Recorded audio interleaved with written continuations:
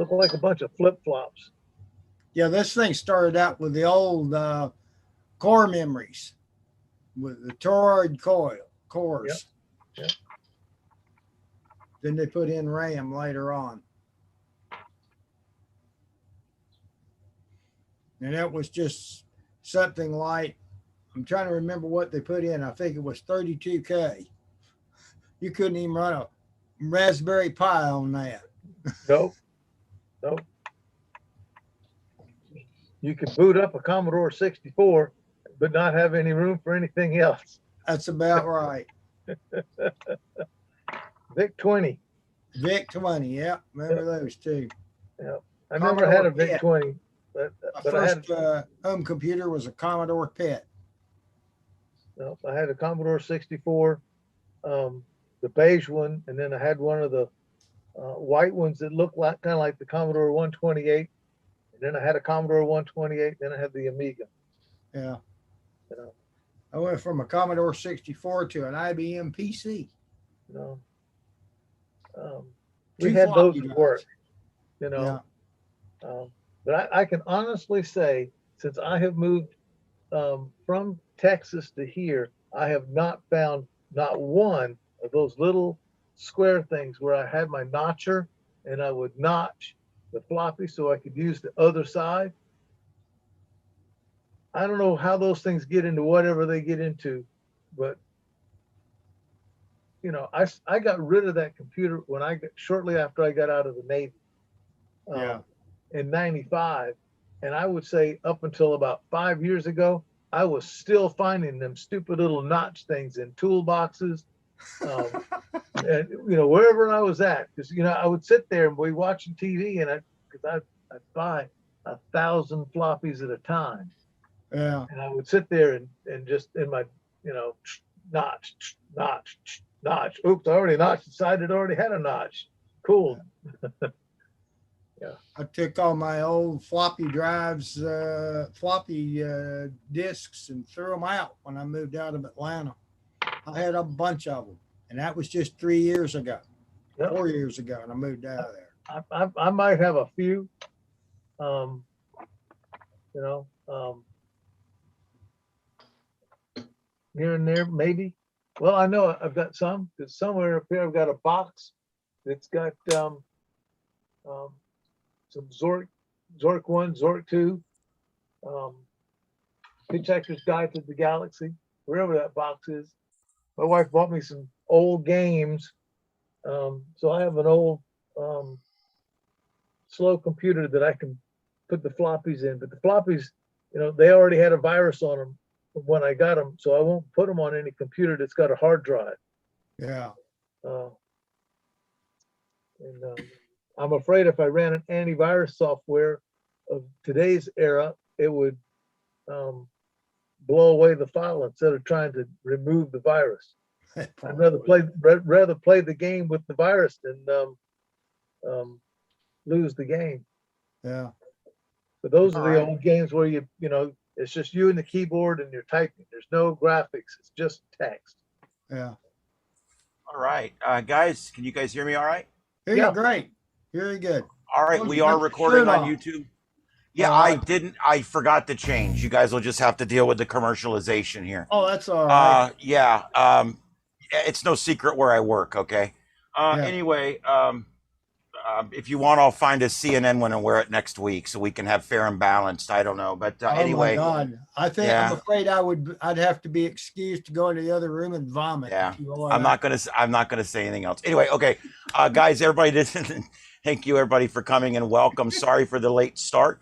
I'll have a list of excuses in a moment. My name's Ian Hicken, KO4EFS, and my co-host, KM4OVZ, is traveling on the road right now, and he's going to try to check in with us at some point tonight. But his co-hosting duties, thank you for the rest of you, Dave and Rick, and the rest of you guys that picked up, and also, let's see, there's a few of you in here that were picking up my duties while I was out. I appreciate that, Dallas. You guys keeping people entertained while it took me a few minutes to get home from work. I did run a segment, an extra segment at the end of the show so I could get out on time, but with rain and traffic and everything else, it didn't quite happen. So anyway, thank you everybody. Sorry I'm a few minutes late. This is the Southwest Florida TechNet, sponsored by the Southwest Florida Tech Team. And tonight we're going to have a fun night. I want to start by just mentioning my wife is in South Park Hospital tonight, and it's fairly serious. She's going to be okay. There's no chance, I don't think, of her of anything really serious happening, but it is concerning. And so I've had the day from hell that started early this morning. So I'm just putting that out there just so you guys know if I'm not 100% myself tonight. I've got a lot going on. I've had 3 cats die in 3 weeks. And now my wife's in Health Park Hospital, and I've got an appointment on Monday for another cat. Not to get put down this time, just to get his eyes checked. Oh, goodness. I can't take no more of that putting down. Well, crap. as a word of encouragement, I think Health Park's probably the best hospital around here. It is. I mean, you know, Gulf Coast tried to kill my mother. So I really didn't want to take her to Gulf Coast. You know, I got to tell you, the biggest things about hospitals, and I'll tell you guys real quick, and I'm not going to dwell on this, nor am I going to get too much into what's going on with her. Yeah. But it's let's just put it this way. It's something that can be fairly serious, and we're waiting on tests in the morning. So, and it's not cancer. I'll just say that. So anyway, I'll let you guys know more as it gets closer. Yeah, my mother got her gallbladder removed, and they didn't get it all out. This was like 3 years ago, and they didn't get it all out. And she got septic, went back into the hospital, was in there for 2 weeks. And I was coming in after work each night and finding her food from lunch and dinner still stacked by the counter, by the door. They weren't even bringing it to her. And yeah, so all I'm telling you guys, nothing against healthcare. Those people work hard. They're understaffed. It's a bitch. I'm telling you. Okay, but I just want to put it out there. When your loved one's in a hospital, it's your job too to make sure that the food's getting in the mouth, the medicines are being given on time. They always remember to scan things and make sure they get on the bill, but they don't always remember to do them. So always just make sure that the food makes it from the little sink by the door over to the table where they have to eat, and open it and make them eat. You got to do it. I'm telling you, the hospital treats the body, but they don't necessarily treat the mind. And you got to watch out for a thing called hospital delirium. Okay. And any older person older than me, even 40, 50-year-old, we can get it. If you're in the hospital for too long and you're not holding a routine, getting up in the morning, seeing the sun, going to bed at night, you're not doing that routine, you can get what's called a delirium. And I'm just telling you guys, when your loved ones are in the hospital, you got to be there with them, you got to stimulate them, and you got to make sure the care is being given properly. All right. Other than that, we do have pretty good hospitals around here. I don't want to disparage too hard. That was only one incident where they tried to kill my mother. All right. Let's see here. Tonight, we're going to do some fun stuff. I'll be honest, I don't have a big topic tonight, but, you know, sometimes the fun's in the small topics. So tonight, we're going to be doing some smaller topics, and these smaller topics are going to be some fun things, some little things we're going to talk about. We're going to talk about backlighting your radios and your equipment, and some little micro lighting projects. I'm going to show you guys some lighting stuff that you can order for really cheap and play around with. We're going to also talk about understanding lighting temperatures. You know, one of the things people do is they end up going to the store and they buy some white light bulbs, some LED light bulbs for their lamps, and they get home and they're a different color than the other lamps. And we're going to talk about that because that's something that's, yes, temperatures of light bulbs. It screws people up. Also, repurposing your old phones. I'm going to give you guys 10 ideas that you can do with your old cell phone that you're not using anymore. Don't give it away. Don't donate it. Don't put it in a drawer. It becomes a piece of ham equipment. You kidding me? It's a computer. All right. And we're going to talk about cheap and easy heat dissipation. We've talked about this once before, but we got into the complicated first. Tonight, we're going to take a step back and we're going to just talk about the very basics of heat dissipation and heat sinks. And that's pretty cool. I'm going to show you guys some really cool heat sinks, some of the new stuff that they've come out with. It's really cool. Also, after that, we're going to do all the regular ham radio news, space weather news. We're going to look at the tropics, which are still pretty quiet. We're on the down slope. We're going to take a look at where we are in the season. And then we're going to talk about weekend contests. There's a few there's I think a bunch this weekend, but we're just going to hit that real quick. And then I've got a really cool website of the week that I think you guys are going to enjoy. And of course, we'll also open it up for your topics out there as well. And so let's just get right into it. One of the things that I've run into, because I just bought a radio at the swap shop, last swap shop. By the way, there's a swap shop tomorrow. Swap shop is tomorrow. I don't know if I will be there. It depends on whether they're going to let me in to see my wife or not. It's almost like a kidnapping, and I'm paying ransom. But if they're going to let me in, I'm going to go see my wife. But I'd like to hopefully see you guys at Swap Shop. I'm going to try to be there, at least stop by. But that's tomorrow in North Fort Myers. I hope to see you guys there. But we're going to talk about fixing the radio backlight. I bought this radio, and there's no lights in it at all. It's completely dark. And I hate that. I can't really see it. It's this one right here. It's my Yazoo. What is it? A 2500M, I think. It's a 2-meter rig. I've got 2 of them. The other one, the lights work great in. This one, they don't work at all. So that kind of got me thinking, what can I do to relight this thing and make it pretty again? So it had orange lights in it before. They were actually little, what they call, what do they call that? Grain of wheat? Grain of wheat light bulb. Thank you. They were little teeny grain of wheat light bulbs, which look like a little grain of wheat with 2 little thin wires coming off of them. And we're going to show you that in just a minute. But it has 4 of those in it. And I'm going to be relighting it with LEDs, of course. And I'm probably going to either change it to white or a primary color. I haven't decided yet. When you change them to primary colors, they don't really become real easy to read. Red looks beautiful. Blue is awesome. It looks really cool. Even a sucky color like green can look good. But you love how I interject my opinions in there. Anyway, but when you use a solid color like green or blue, you're going to find the definition's not as much, and your eyes will have to, it takes a little longer to see it or whatever. So you may want to consider a white, and white comes in many different colors, and we're going to talk about that too. And so we're going to, we went on for that. Okay. I think, therefore I am. I tell you guys this every week. This is kind of becoming my saying. As I always say, this is the hobby for the smart kids. Welcome. Okay. And backlighting issues. This can be an easy fix. These are some little lights I found on Amazon. And you know what's really cool about these lights is the fact that they're really, really, really cheap. You know, I don't even know where they went. I had them. I don't know where they went. You had them last week? Yeah, no, I got them. They're right here. I bought a bunch of these. And I got them right here in the packets. They come in a packet with one color in it. And they're already all preset and ready to go. They've already got the resistor in there for you to bring it down to the right voltage, to 12 volts. Or to bring 12 volts down to voltage for the bulb, I should say. Yeah. And so these are really cool, and you can get them on Amazon really, really cheap. I bought this one here. This is 56. I'm not endorsing a specific vendor, but on Amazon, I got them here. 56 pieces, 7 different colors, 8 of each color. And they've already got the 12 volt emitter, the 12 volt resistor built into them. And I think of all the things, that's the best. And I think you guys will probably see this better when I put it on the screen on the thing. But they actually have the little resistor built in, so you can feed these with 12 volts instead of 3 or 4 volts or whatever the low voltages that they would normally accept.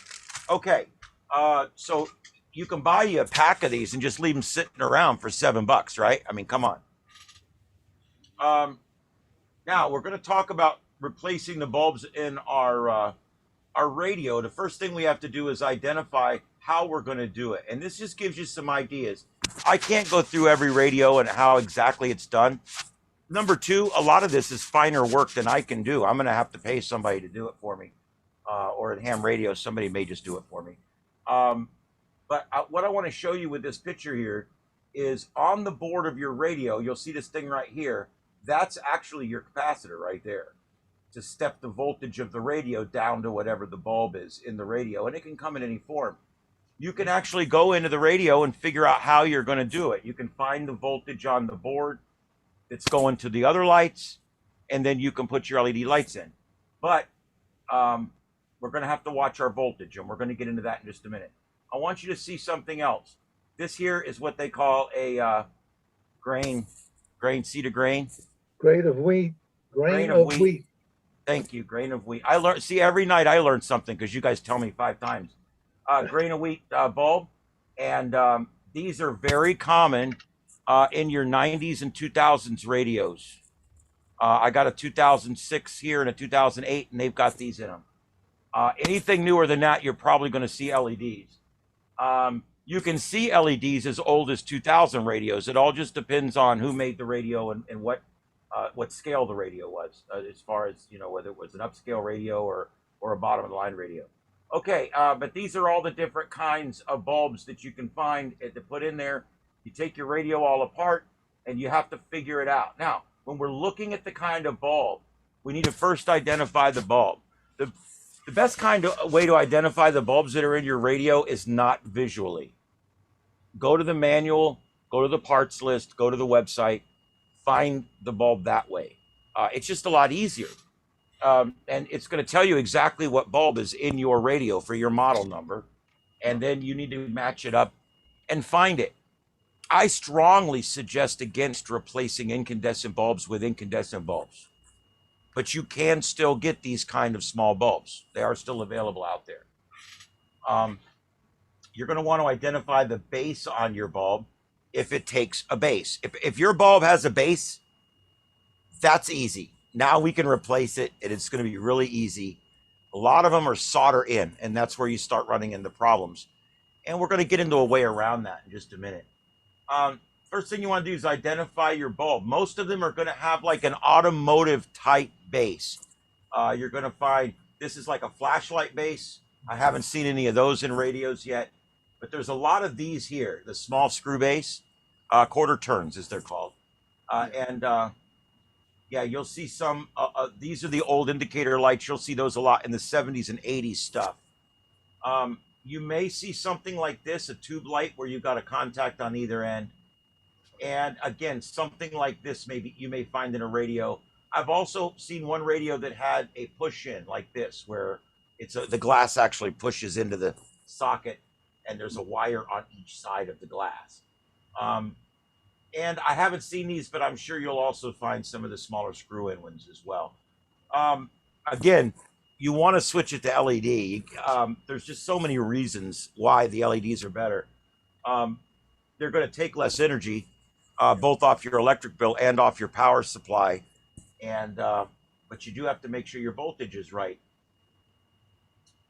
When you're looking at the bulbs in your radio, you have to make sure that are they wired in series or direct? You know, in my radio, 2 are wired in series and the other 2 are wired in series. And that's so important because when you're figuring out your voltage, if you hook 2 bulbs that are 6 volts apiece in series, you can now power them with 12 volts and the voltage is perfect. We're going to go over that in just a minute with a diagram. So you have to make sure, are your bulbs in series or are they each wired directly in parallel? Number 2, use a manual or the internet to find the voltage of each bulb. That's the best way. Go to the voltage, find the type of bulb, find the voltage of the bulb, and then we need to find out what we're going to do to replace it. When replacing an incandescent with an LED, the voltage will be different a lot of times. A resistor may be used to drop the voltage. A sensor. This is something else. A sensor is in your radio. Some radios have a little sensor in there so that when the sun's really bright, the light comes up really bright. And at night, the light goes down dim. It's a brightness sensor, just like you have on your phone or anywhere else. If that sensor is damaged or covered with something, or if the system itself is not functioning, this would mean that there's going to be no voltage going to the lights in the front panel of your radio. This could mean that either A, you want to fix that by putting a new sensor in. It may be easier to just relight it and repower those lights from somewhere else within the radio or however you want to do it. remember, you don't have to use the radio's board to power your lights. You can put lights in the same holes they had them in before, but simply run them to a 12-volt source somewhere else in the radio. Just be careful not to solder to anything except the full 12-volt source, like where it's coming in. The sensor may be used. And also, if you do wire it directly to the wires coming in, you got to remember that the lights will stay on all the time. They won't go off when you turn the radio off. Which is no big deal if it's hooked up to your ignition in your car, I guess. Okay, the sensor. Let's see. If replacing lights is difficult or impossible, consider taking those bulbs and finding somewhere else in the radio. The two I've looked at so far, it's going to be easier to just wire in 2 or 3 of my own bulbs and direct them into the white panel that's behind the gauge or whatever to make the color illumination. And so I didn't have to replace the bulbs. I didn't have to solder anything. I simply just went in there, took these pre-made little pigtails and directed them in there to where they're lighting up the back of my panel. Okay, they're shining across the back of it. And then I'll hook them up to a 12-volt power supply, however I got to do it. If your radio has sockets that take bulbs that screw into the sockets, you're all set. Because guess what? Almost every socket out there now, they have an LED retrofit that you can buy, especially the automotive ones. This is an example. A guy went and he wanted to relight his old radio there, and it used to have dull either green or amber lights in it, I'm sure. And he went and put 3 nice bright LEDs in it, and now it looks really great. So that's a great example there of what you can do. And that was simply opening the box, popping out 3 bulbs and popping in 3 bulbs. So if you've got an older radio or an older tuner or an older rotor that has the old big plastic gauge on it, those are simple to do. You don't need to do anything. You got 12-volt coming right in the back already for your bulb, and you can just wire lights in there, or a lot of them are like this. My tuner and my rotor gauges are both a screw-in, an automotive type, very similar to this here, but the smaller one. So basically that type there, all I have to do is just go in there and replace the bulb out with an LED bulb. That's all I have to do. Order an LED bulb for $3, go in there, take the old one out, put the new one in. That's all you have to do. Those are the easiest. And you'll find a lot of these, like I said, in the older radios. And then you just go and find the new equivalent to go in there. They make some really cool light bulbs now, don't they? Oh, it's amazing. I love this stuff. I have like a little thing with light bulbs.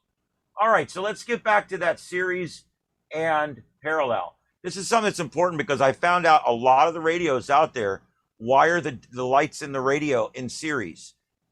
If it's in series, this tells you several things. Number one, the bulbs are less voltage than the source, because every time you hook one in series, you're going to divide.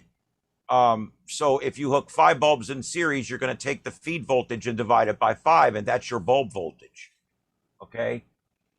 You would determine this by looking at the board. Does each bulb get a positive and each bulb get a negative of its own? Or does it go from bulb to bulb to bulb to bulb, like the twinkle lights we're all used to at Christmas? Christmas tree lights. Yep, exactly. And you can see right here on the left, these lamps are in parallel. Notice each bulb gets a hot leg and each bulb gets a ground leg. On this side, it's different. Positive goes into the bulb, comes out of the negative of that bulb, goes into the positive of the next bulb, out of that bulb into the next bulb, and boom, boom, boom, boom. Next thing you know, you can now feed this. You could feed 3 100-volt light bulbs 300 volts, and it's going to cut that down because you've got 3 bulbs in series. When you have a series, you divide by the number of bulbs. So just check that out, because you may have little rice bulbs in there, or whatever, wheat bulbs in there, and when you look at them, you're going to say, oh, those must be like little voltage or something. But watch, they'll hook them in series, and you'll have 4 of them, and they're all 3 volts apiece. But they're 3 volts apiece, but they hook them up to 12 volts. In that case, you would just hook your LEDs up using the capacitors, more than likely to 12 volts directly. But there's, like I said, you just have to figure that out. The next one here, again, this is the same thing. Again, you guys understand this, I think, by now. It's just so important to understand that when you hook it up in series, you have to divide the voltage by the number of bulbs. All right, here's the final one. This one kind of shows you the best. It's a crappy one, but it's the best one I could find. If you hook them up in parallel, everything's 12 volt. The battery's 12 volt, the bulbs are 12 volt, everything's 12 volt. When you hook them up in series, your bulbs are half as much. If you have 3 bulbs, they're a quarter. If you have 4 bulbs or 3 bulbs, they're a third. 4 bulbs are a quarter, so on and so forth. Excuse my math. All right, does everybody understand that? Any questions I can answer so far on the bulbs and the polarities and stuff? Because this is important, because like I said, some radios have the panel lights hooked up in series, and that will mess you up on your voltage calculations. Anything come now? Okay, let's talk briefly about the type of bulbs. 4 main kind of bulbs out there, and there's others. Just the 4 main kinds. You know, we can get into high pressure sodium and nickel metal halide, or metal halide, I'm sorry, and all different ones out there, mercury vapor, depending on how far you want to go back. But let's just leave it to the simple 4 right now. These are the 4 that people are really using. And you can see the difference here. To create 450 lumens, this is where people get messed up on these bulbs. I just want to explain real quick. We go into the store, we buy a 60-watt bulb, right? We all talk about 60-watt bulb. We buy a 60-watt bulb. We buy a 40-watt bulb. But when you're buying an LED bulb, you have to look for the term 40-watt equivalent, because the big number is going to be in lumens, and you may not understand what lumens mean. 450 lumens is the same as a 40-watt incandescent light bulb, but it's also the same as a 6-watt LED light bulb. It's the same as an 8 to 9 watt CFL, and it's also the same as a 29-watt halogen. So basically, the wattage does not tell you how bright the bulb is. We used to think that the wattage told us the brightness, because we always looked at bulbs as incandescent bulbs. Now that we have LEDs and fluorescence and all these different things, and we've got more on the horizon now, we have to start thinking of wattage is a measure of energy consumption. It's not a measurement of effective lumens or light emitted from the bulb. And so I kind of wanted to just open this up tonight a little bit to you guys and explain the difference, because a lot of people walk into a hardware store to get a 60-watt light bulb.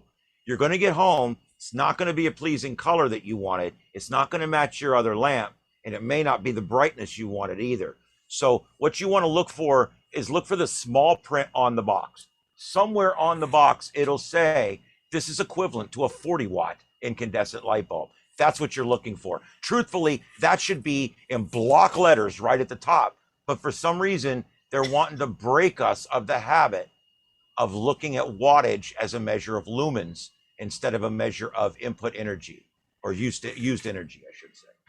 Okay, any questions on that? Okay, so if you're going in a store to buy one, you want to just make sure that if you don't remember your lumens, check the back of the box and see what the equivalent is in an incandescent light bulb, and that'll tell you where you're at. Okay, know what you're buying. Household lighting comes in many different colors now. All these colors are available in household lighting, or in, I should say, in lighting.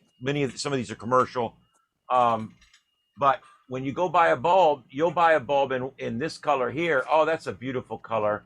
I love my lamp stack color. And then you'll send your husband to the store, or your wife to the store, buy me a 60-watt light bulb for the other lamp, and she'll come home with this one over here, or he'll come home with this one over here. And they're going to look like crap. Have you ever passed that big building, that big 20-story building? And every single porch, they all got different color whites. You'll see it now that I've talked. You'll see it now when you drive around at night. You'll see buildings where the maintenance guy doesn't understand color temperature, and every time he goes to the store, he just buys a box of bulbs, and he comes and he screws them in. Some are fluorescent, some are incandescent, some are 800, and some are 1200, some are 400, and it looks like crap. So I'm just trying to put that out there so you guys understand what this is. These are measured in basically in the Kelvin color temperatures, or K. Okay, you'll see this pretty much on anything. When you go buy a bulb, you're going to be looking for the amount of lumens, and you're also going to be looking for the temperature. And I know this is crazy, isn't it? All this just to buy a freaking light bulb, right? But it's important to know what you're buying. If you buy a 10,000 to put in your bedroom, you're not going to be happy with it. It's because you're going to think you're in a hospital every night. If you want a really a real warm glow, like, you know, it's a family room and you've got this old antique lamp, you might want to buy a 1 or a 2,000 bulb. They put out a beautiful warm light. So you want to know what you're buying. But the biggest thing is you want to know what you bought last time compared to what you buy this time. You know what I do? If I'm not sure what the temperature is in the other lamp, I buy 2. That way I make sure when I get home, both my lamps are going to match. If I have 2 outdoor lights on the outside of my garage, I'm going to buy 2. I'll buy what the equivalent of a 100-watt incandescent in an LED, and I'll buy 2. And that way when I get home, my 2 lights on either side of my driveway will match. And then you take the one that still works and you repurpose that somewhere where you only have a single bulb. All right, any questions on Kelvin, the color scale? Ian? Yeah. I think I heard somewhere where some of those light bulbs that you have in the shack cause unwanted interference. I've heard that. I've heard that LED lighting fixtures are causing RF, what they call errant RF, or what's spurious is what I'm looking for, RF. It has not been my experience. I have everything from 50-watt outdoor multicolor changing units. I actually do parties for people with lighting. It's one of the things I do. I've got about 45 fixtures that I use. And I've never noticed it. I've never noticed the problem. I have everything in here is all LED. Everything in my house is LED. Everything, even my Christmas lights are LED. I'm kind of a freak. And nothing against Thomas Edison, but man, I love me some LED.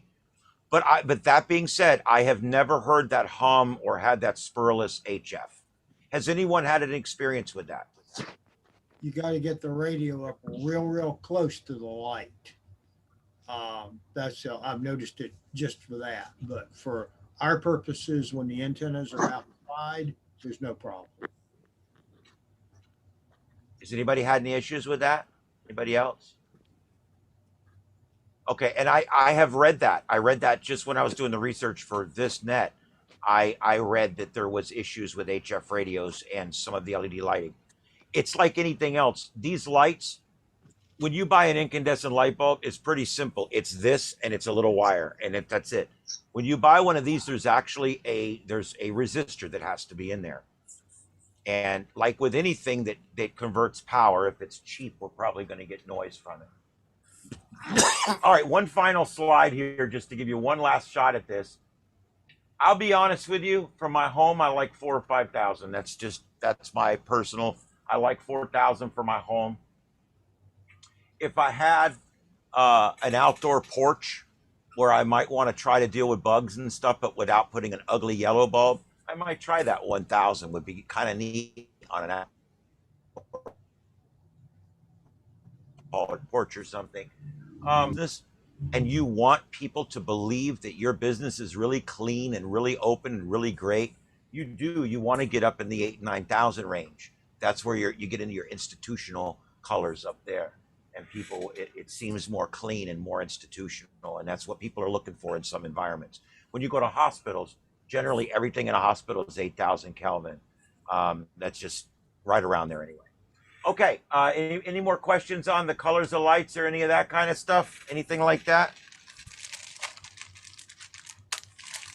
Anybody want to discuss for a few minutes relighting your radio or any of that kind of stuff? The only thing is, I've got one here that I'm going to do. This is the IC207. This There is you a head go. for it. So I'm thinking it'll be pretty simple because I can separate the head out. So I'll Right. just pick this apart and I should be good. Yeah. You said the thing you're never supposed to say there, just so you know. It was like at the fire station, we were never allowed to use the word quiet while we were on duty. You just said it's going to probably be easy. You should never say that. I probably jinxed myself. You just jinxed yourself. If them rookies would come in and say, I think it's going to be a quiet night, we'd make them go sleep in the truck. Yeah. All right. Anybody have anything else on the lighting stuff? Any of the lighting stuff? The temperatures, the colors, the LEDs, the switch outs, anything. All right. I hope you guys enjoyed that. I hope it got something out of it. Now, the next thing I want to talk about is repurposing your old phones. This is something that surprises the hell out of me. I can't believe that people throw away perfectly good phones. Oh, I smashed my phone because I didn't want to donate it because I was afraid somebody would be able to get my data off of it. I cried a little bit. I'm like, every one of my old phones, even the ones with broken screens, they all get repurposed. I want you guys to take a look right now. You can see the clock right here, this blue clock. That's on my Note 5 that's 8 years old. Right behind it, you can't really see it. I'll show you. It's another one. And on this one's currently tracking POTA spots. And it sits there and rolls live all the time, telling me what POTA spots are out there. And it Velcros right there. Got a little power supply hooked to it. This is my old tablet. And this actually has a bunch of different things on it. Right now, it's got a DX tracker that I've got on it that you guys won't be able to see. Basically, I have found a use for pretty much every single phone that I have. I've found a use for it. I don't believe in tossing things out when they can still be of use. And so because of that, what I basically have, I can't believe what just happened here. My screen's resized, and now my screen with you guys on it is half off the screen. There we go. There we go. I got it back. Okay. Yeah, I hate when that happens. I blame Bill Gates.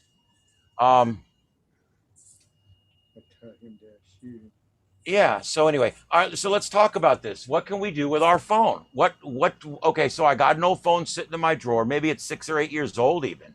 Maybe it's a Note 3 or a Samsung S4. Doesn't matter. They can all do something. I'll tell you what, an S3 can probably do a clock, anything. And it gives you a great little computer that's just sitting there waiting to do something. So I'm going to give you guys some ideas. First thing you can do with it is POTA. I just showed you that one. You can actually go on there and the live POTA map you can do the map or the list. They are live. They update live. Every 30 seconds, I get the latest spots as they pop in right on my desktop. And I don't have to use up computer space. You guys know how I don't have enough, I don't have near enough monitors in here. And so I don't want to use up computer space with things like that. So I put things on my little phones. I have 2 tablets and 2 phones. I'm adding 2 more phones before it's over with. I've got them over here. They're being repurposed as I speak. So POTA is a great thing you can do with your phone. When I do my phones, I take a little piece of metal, screw it to my shelf, bend it out on a 15-degree angle, put a piece of Velcro on it, and there's my phone mount. And every one of them is bent to where it faces my face. And you look in here, it's like, wow, that's some really cool stuff. It's like, no, it's an old piece of crap. I just bent it and put a piece of Velcro on it. What else can you do with your old phone? Weather radar. There's live updating weather radar. You can just put it on and have it sit there all day long. You've always got the radar up. Many of them will alert you when there's alerts. You can set it for different kinds of weather alerts, and it will always be sitting there on your desktop, ready to go to let you know when there's a new weather alert or a lightning storm coming, and you can see right on the screen anytime you want, you can see the weather radar. Space weather. There's some great space weather apps out there, some that monitor live. Just go out and find you one that you like. You can have them that stay up all the time and show you some piece of data all the time if you want to, and they can show it to you live. Repurpose your old phone by making it into a propagation predictions, and you can also do it with your DX spots. This is great. You can use it with PSK Reporter. You can also use it with DX spots. And there's apps for the DX spots. The DX Reporter, you would just use in the browser and full screen. And then it will sit there and update in the phone. It's pretty cool. And it will stay live for days. It's pretty cool, actually. I think it does time out after a year or after a month or a day or something. I don't know. But anyway, every day you come in, you swipe it, you start it, and it's good for the rest of the day. Sitting there, running, doing your thing. The next thing, repurpose your old phone by making a ham locator. You can actually, there's programs out there where all you have to do is type in somebody's call letter, boom, it pulls everything up right there. Once again, it's something you don't need to have on one of your screens. So when you're contesting, if you need to verify, a lot of times I'll be contesting and I couldn't hear the guy's state. So I just look up his QTH and put that state in, and it works about 98% of the time. This is just something quick. You can go, there it is, you know. I've done that. Repurpose your old phone by setting up a permanent Echo Link or All-Star radio. You can make this permanent. You can literally go to the swap shop, get you a mic, build you an interface for your phone, put a radio speaker on it, and make an Echo Link radio out of your old phone with a regular Motorola mic and a speaker. And it's a radio. Now that's pretty cool. You can also, of course, my favorite, you can have the ham radio toolkit always right there. I actually am going to have a phone on my workbench that's going to have this on it all the time, so I can just put up whatever antenna I'm working on, and I can just leave it up there until I'm done with the project. Keep your measurements right in front of you the whole time you're working on the project by using your old phone.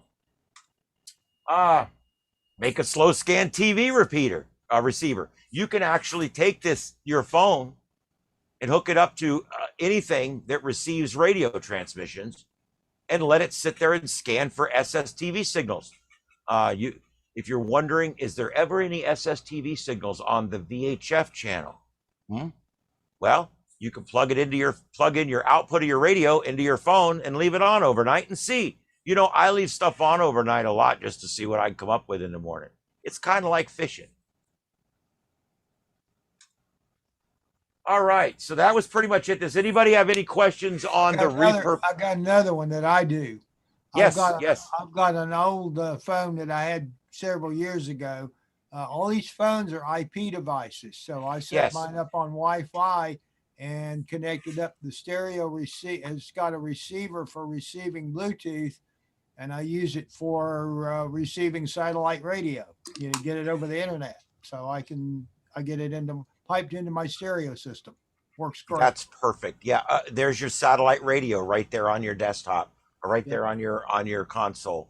Yeah, yeah, that's awesome. System. Yeah, that's what I do with mine. Let's go around and get all the other ideas. What else have you guys repurposed your old phones for? There's those crickets. I'm gonna get a cricket button. Ian, I have a question. Yeah, go ahead. Do you have a link for the ham radio workbench?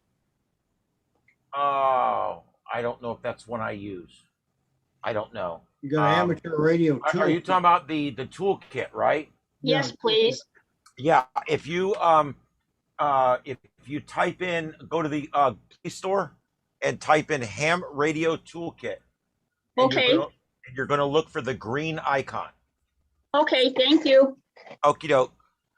And that is a great one, and that particular one is paid, but it also, the free version does everything you'll probably ever need it to do. Yeah. All the stuff you see here on this first page is all free.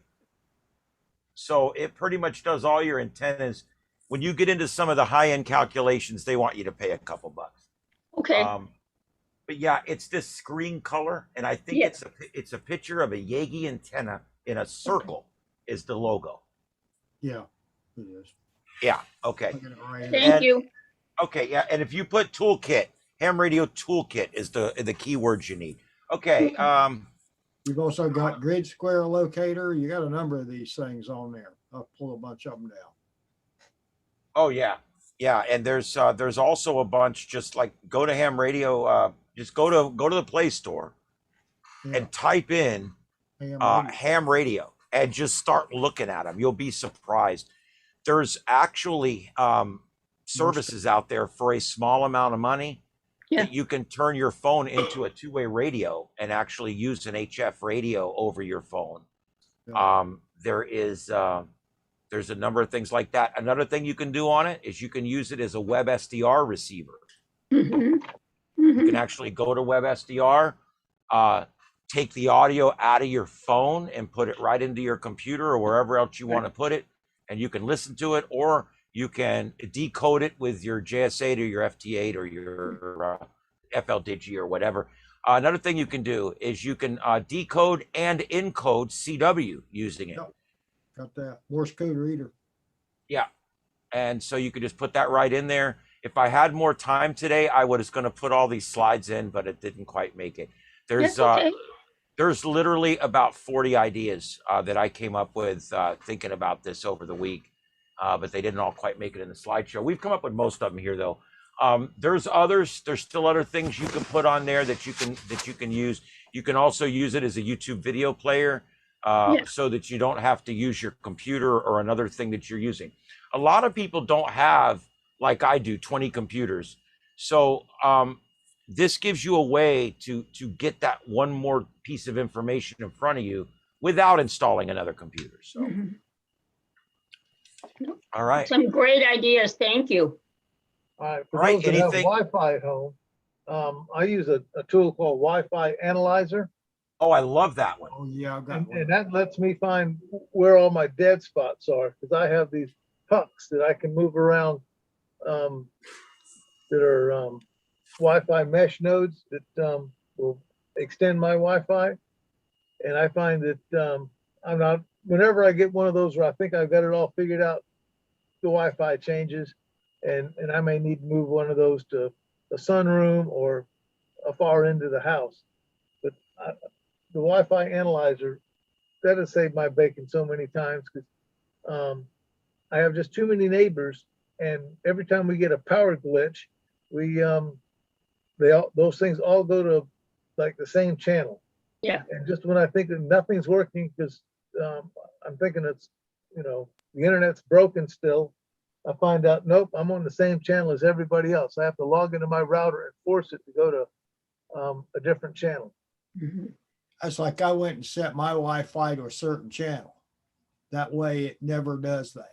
If you get a glitch. See, my neighbors will find whatever channel I'm on, and theirs likes to come to that channel. For the 2.4 gig stuff, I either use channels 1, 6, or 12. Yeah. When I knew how to read French, I had some of these things that I could use channel 14, but it's not legal. Hey, but it works. Always 5 gigahertz. It just doesn't go through walls real good. Yeah, I wish it would work. I downloaded it, but I can't get it to work. I had it in my old phone, but I just got a new phone. Because it's so cool how it looks on the screen, but I don't. Let me just look real quick while we're talking about it. I think I might be able to see if I still have. Got a couple of Wi-Fi. Oh, and the other good thing for an old phone, especially if you're like me and you leave your regular phone around wherever. I don't have a home phone line anymore. That other phone that sits in the bedroom that I might use for a calculator or what have you, push come to shove, I can still dial 911 on that beast. Right. Yeah, That's why you don't give a phone to a child. Don't give a working phone that you might think is a toy to a child, because they'll end up dialing 911. Yeah, they sure will. They'll probably figure out how to push the nuclear button. Yes. And and a lot of folks say, well, I'll take the SIM card out. Yeah, then that makes it the only number that they can dial. It's 911. And then there's a walkie-talkie app, Serval. It's the name of a cat. Is there a cat called Serval? Yes. Yeah, Serval Cat. Yeah. Serval Mesh. That's a really cool app, and you can take that non-functioning phone to like Walmart that has public Wi-Fi, get on their public Wi-Fi, and make phone calls to somebody who has a working phone. Yeah, I actually know somebody that did that for a while. They went through a texting app and were able to text through a non-working phone to working phones using a service that didn't cost anything, which I thought was interesting. Yeah. Yeah, there's so much you can do with these phones that I would hate to just see somebody throw out a phone that could actually be used. Yeah. Ian, is there any way you can use the camera? Yeah. Yes, actually there is. There's several things you can do with the camera. There is programs out there where you can take your phone and you can make it into like a deer cam and stick it outside your house at night to see what's going on. And it will actually sit there, and if there's any motion in front of the camera, it will take the pictures, just like a deer cam. There's also this program that I'm using called ManyCams to do my screen. I actually use my Note 5s as remote cameras. I can have up to 10 remote cameras using IP into this program. So I could actually have a working studio with like 6 or 8 cameras, and I can switch them just like in a studio. It's pretty cool. Okay, what was that program called? ManyCam? Yeah, ManyCams. It's here. I'll give you guys a little demonstration here on the screen. Let me turn the screen capture on. This is called ManyCams, and this is actually the program that I'm using right now to produce the show through. And you can see here by switching this, I can switch what you guys see on whatever's here is what you're seeing. But yeah, it's called Many, ManyCam. Now I have the paid version, but even the free version will let you do quite a bit of stuff.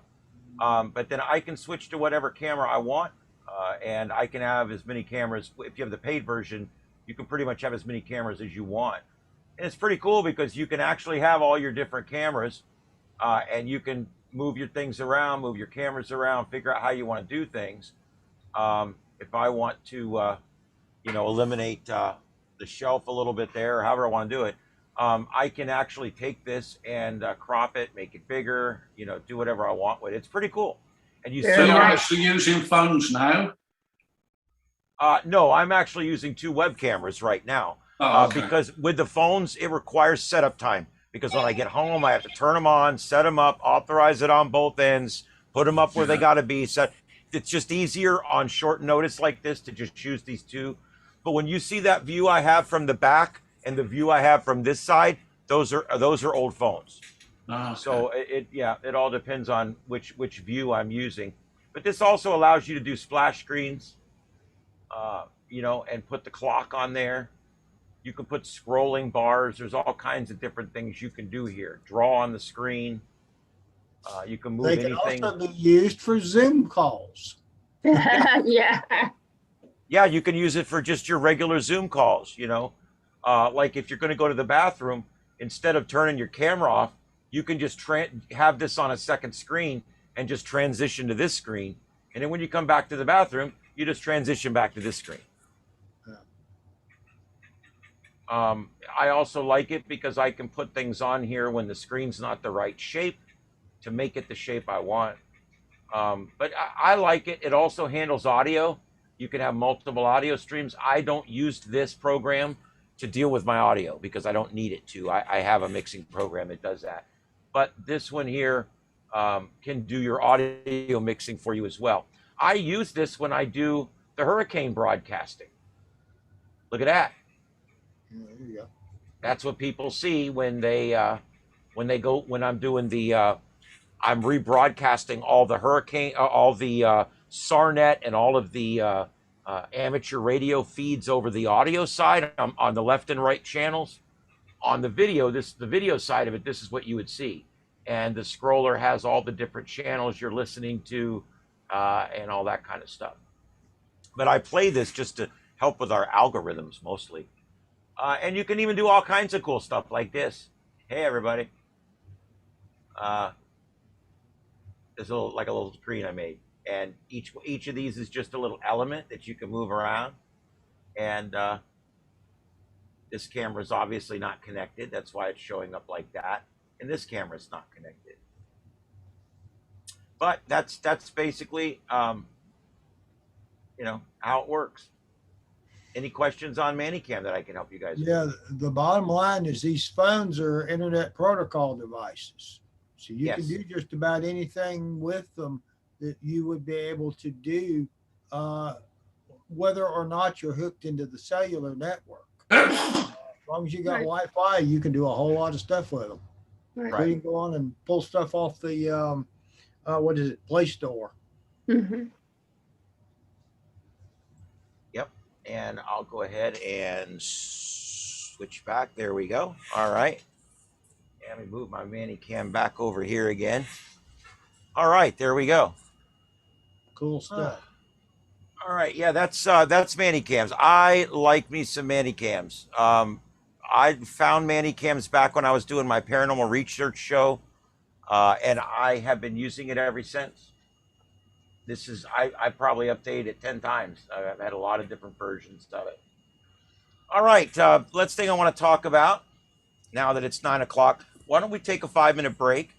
Let's go ahead and take a 5-minute break. We're going to go next into cheap and easy heat dissipation. I'm going to talk to you guys about heat sinks. Something that I've kind of been turned on to lately is heat sinks. I love these things, man. You can dissipate a lot of heat with these things, and you add a fan to this, and it does magic. And we're going to talk about all that in just a minute, where we're going to be figuring out ways to cool things both passively and actively. Passively meaning just with room air, and actively meaning by forcing air across it with a fan. And we're going to talk about all that coming up in a few minutes. But let's take a break. I need to chill for a few minutes. I need to run into the restroom. Yeah. So you guys use the restroom, get a piece of cake, grab a beer, and I'll be back in about 6 or 8 minutes. And we're going to pick this right up where we left off. This is the Southwest Florida TechNet, sponsored by the Southwest Florida Tech Team. My name's Ian Hicken, and we'll be back in just a few minutes. Don't go anywhere. Except the bathroom. Except the bathroom. Hey, can y'all hear me? Hey, Yes, we got I you, hear bro. you. How do I sound? I'm on some wireless earbuds. Sounds Too good. bad. Sounds good? Yeah. Oh, okay. All right, guys. Very cool. I'm gonna mute. I'm gonna step away for a second. You guys can talk amongst yourselves there.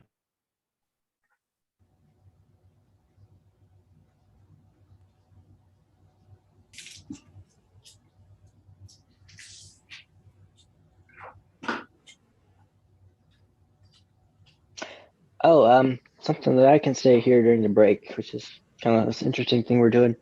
On the TechNet YouTube channel, I am doing recordings like of shortwave broadcasts of things like time stations and just like interesting things that you may hear on the radio. And it's not just going to be time stations, but there's going to be other stuff in there that you can sort of get a long recording out of. I don't know, maybe like an hour of FT8 or something like that.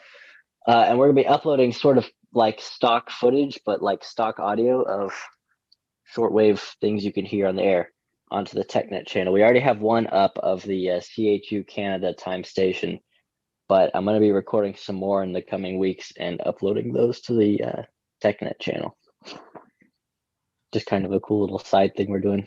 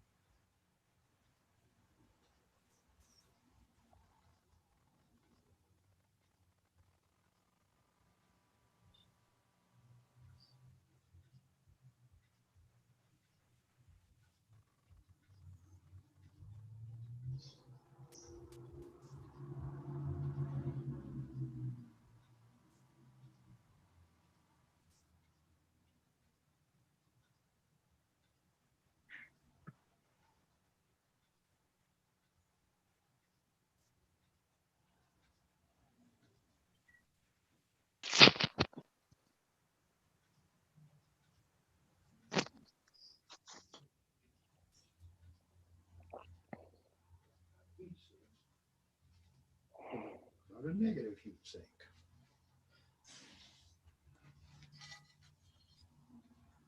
This one's been around a while. But what you do is you put this on your countertop. I need to wash it off a little bit here. It's kind of nasty. And put a piece of cold frozen meat on it.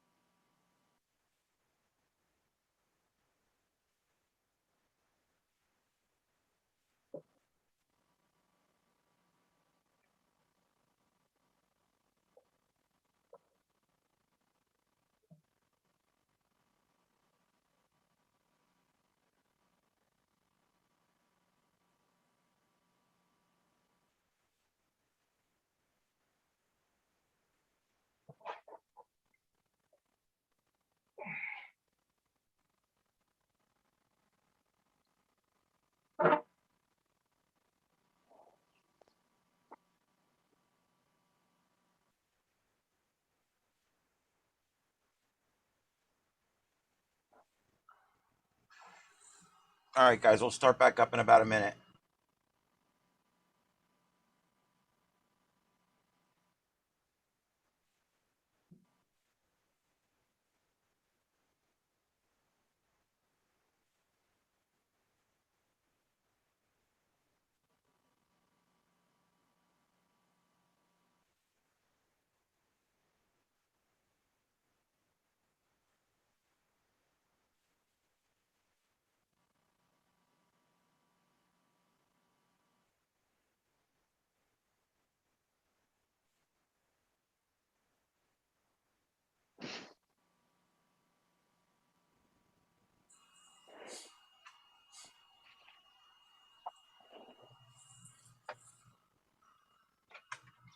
All right.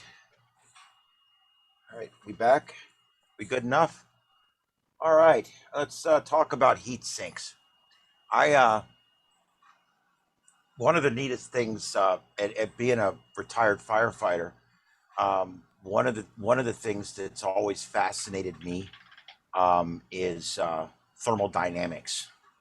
I absolutely love the transfer of heat and the way it works, the different ways it can be done, and I think it's really cool. It's one of those sciences that I just have always found very fascinating. It's one of those big ones, like lighting is a big one. Light, visible light, I've always been very fascinated in. Radio, and of course, heat is another one that I've just been very fascinated in. And and of course, when you're dealing with radios and computers and stuff, heat's not your friend. As a matter of fact, heat causes wear and tear on your equipment. It's probably the number one reason you don't want heat in your radio or anywhere, for instance, is or in your on your CPU or anywhere, is because heat creates wear and tear, and it creates a situation where it's expanding and contracting at a higher rate, and that will eventually ruin the chip or whatever it is that's getting really hot. And so what you want to do is you want to find a way to keep it cool. And so what I do, I started about a year and a half ago, early on in ham radio, actually even before ham radio, I started collecting these. This one came out of a Windows XP machine. And this is a great little heat sink. Look at that thing. You run air through there, no problem. That's a nice little heat sink. It's still got the 4 little wires that used to hold it on. And you can see where the chip, it used to sit on the chip. This is another one I got out of the same computer. Oh, yeah. This one was probably on the video chip or Graphics. Yeah. graphics chip. Yeah, probably. That's usually the next one that creates the most heat.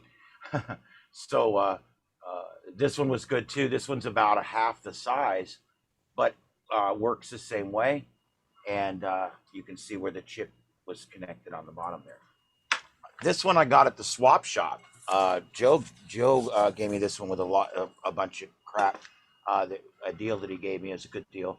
And this one here is, this used to be upright. You can see because of the brackets, it used to be mounted upright, and it was an upright fin on something. And you can use this by putting stuff on the back of it, or you can mount it like it was originally intended. You can see how it used to mount right there. And then this one, the big one, this one I'm going to be working on. Now, the reason what I'm going to be doing is I've got 3 of these. I'm buying 3 or 4 more. These are like crack. You can never get enough of these. And so what I'm doing, especially when you realize you can hook the same antenna up to 3 of them and it still works pretty good. I hooked my 40-foot tall Ringo Ranger, split it off into 3 of these things, and all 3 of them still pick up great. So you don't get as much loss as some people think when you split. Literally, I just put a manifold on it and split it out, and like a Y or whatever you want to call it, and I split it, and it comes down, it comes in and goes into 3 different things, and it works. There's a little loss, I'm sure, but if you're not DX signaling, trying to pick up something, that could be a problem. But for the most part, for picking up repeaters and picking up things around the area, you could split that antenna 2 or 3 times if you need to. Anyway, this is an SDR Sharp. I use the RTL SDRs. They tend to be one of the least expensive ones, and I've yet to have one go bad. This one up here has been tracking planes nonstop now since we did the net, 6-7 weeks ago. I've never shut it off. It's been on. Can you guys hold on just 1 second? All right, I'm sorry. Just give me.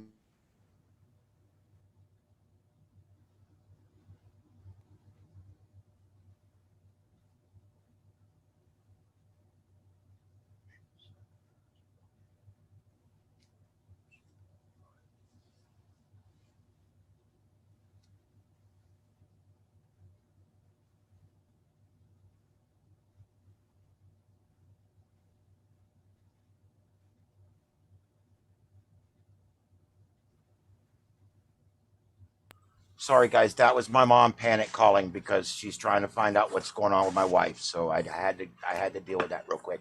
There's no new news on my wife. We're just waiting on tests. You know how it is. All right.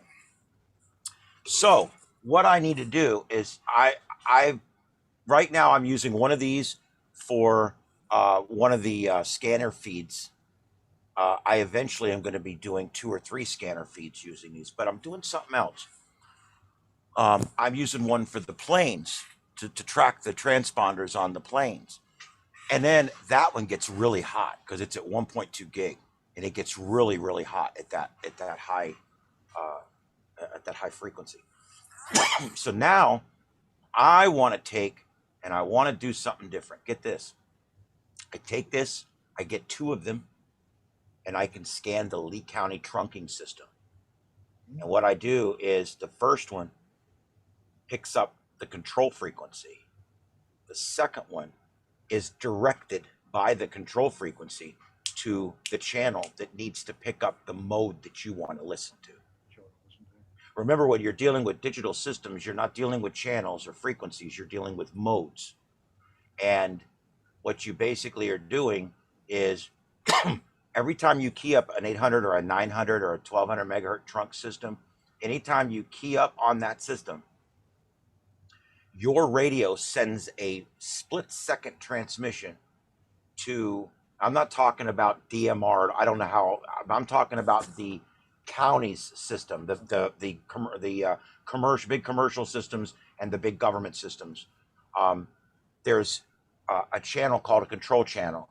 That channel just goes, just sends out, sounds like a fax machine. And that tells the radios, all the radios and all the base radios and all the other repeaters and all the other towers and everything, exactly what's going on at that moment in time. When you key it up, that control channel sends out a signal and says, hey, radio 257685 is keying up on mode 37. And so it connects that radio to mode 37 and then rebroadcasts it on frequency 12. And it tells everybody, if you want to pick up mode 25, go to frequency 12. I know it sounds complicated, but that's literally how it works. There's a channel that tells the radios where to go if they want to listen to a certain mode. Because every transmission is on a different channel and a different frequency.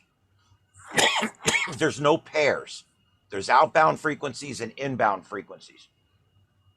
You and I can be talking, and every time we transmit and every time you hear me, we're on a different frequency.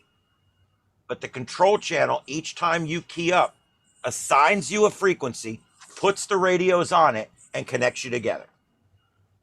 It's pretty cool. So all I have to do is scan using one of these to pick up the control frequency, and we have the software. It's just like the $6 Million Man. We have the technology. All we got to do is use SDR Sharp, the plugin for the Trunk Smart Scanning, 2 SDR dongles hooked up to the same computer. They can be hooked up to the same antenna for 800 or 900 megahertz, whatever system you're scanning. I'm going to cut an antenna perfect for this, and I'm going to make a Yagi. I'm going to make a little Yagi for it, and I'm going to put it up at 15 feet and shoot it directly at the Lee County EOC, and I'll be able to pick up really clearly the control frequency, as well as the frequencies, any of the other frequencies, whatever the control frequency tells my other radio to receive. Then I go in and I can pick what modes I want to listen to. Like, I don't want to hear the jail. I don't want to hear animal control, maybe. I don't want to hear minor 685. What are you doing? The longest identifier in the business right there. But I don't want to hear all this crud and crap. I don't want to hear mundane communications. I don't want to hear the building department. I don't want to hear, the medic's back channel where they order stuff. I don't necessarily even want to hear patient information on the med channels. But we don't want to put any of that over Broadcastify. But what I do want is dispatch 1 through dispatch 5 for the sheriff's department. What I do want is FMPD's main dispatch channels. What I do want, this and that. And so the scanner feed that's on Broadcastify right now for Lee County Sheriff's Department and Fort Myers PD is horrible. It's not worth listening to. It is so. Has anybody listened to that lately? You can't even hear the voices anymore. It's gotten so bad. And it's because they're using some old Uniden scanner that's actually picking up the thing properly, but he's got it going through some cord and all the impedance is wrong and it's crap. Unfortunately, it's unusable. So I'm thinking about in the next few weeks, when I get back from vacation, I'm going on vacation for 2 weeks. We'll talk about that later. And I get 2 more of these. I'm going to stream the Lee County's dispatch system over Broadcastify. And you want to hear something else that's really cool? Think I can have 1 control receiver and 2 more receivers and actually monitor 2 sets of modes and send them out over 2 different audio streams with the same computer. That's where you play the dramatic music. Okay. Now, is anyway, that going to be like a full-blown computer or something like a Raspberry Pi, or what are you talking about? That's going to have to be a pretty good computer. The SDR radio process actually takes quite a bit of processing. Yeah. And so it's going to need to be this. My PC5 here will probably do it. And that's probably the one that will have to do it. Unfortunately, I don't want to give that one up because I'm using it right now. But that's cool. I got another. I'm going to be switching FT8 to HamPi. By the way, you see my new screen? Oh, Yeah. I decided that I now have to. I'm putting on a 3rd floor. I'm. That's my wife comes in. She goes, "I see you're putting on a 3rd floor." I'm going to put one here, and one here, and one here. There's going to be four screens, but they're going to be 32s, and they're all going to be up high. This is the first one, and it's on my HamPi, and I'm working on getting it all configured, and it's going to be ham clock. What do they call it? Ham clock? yep, you can use Sam clock or whatever. I'm going to else. put ham clock up there, and it'll be in the background when I'm on the air. I thought that'd be kind of cool. So in the next few weeks, you'll see a full. I'm having a hard time getting it to full screen. I may have to call Dave. I don't know. I'm having a hard time getting it to full screen. The ham clock, it wants to be this big in the middle of the screen, and I'm like, I got this. I got this much real estate. What is the It's like buying a resolution 4-acre lot and putting a trailer on it. What is the resolution on that? Is it 720p or 1080 or what? Oh, I think it's 720p.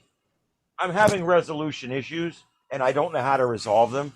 And Joseph's been out of town, so when he gets back, which will be like in 2 days, because they're traveling now, I'm going to have him remote into it and see if he can figure out why I've got the graphics all screwed up. But anyway, Some configuration. yeah, it's no big deal. It's nothing wrong with it. But anyway, so that's some of the things I'm going to do. So I'm going to end up with 6 or 7 of these little boxes that I'm going to have to keep cool.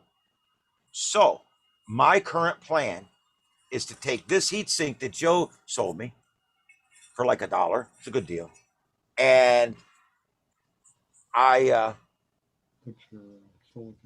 going to mount 7 of these across the top of it. Just like that. 1, 2, 3, 4, 5, 6, 7. Holes are already there. I'm just going to put a little strap over it with 2 little screw bolts to hold it down.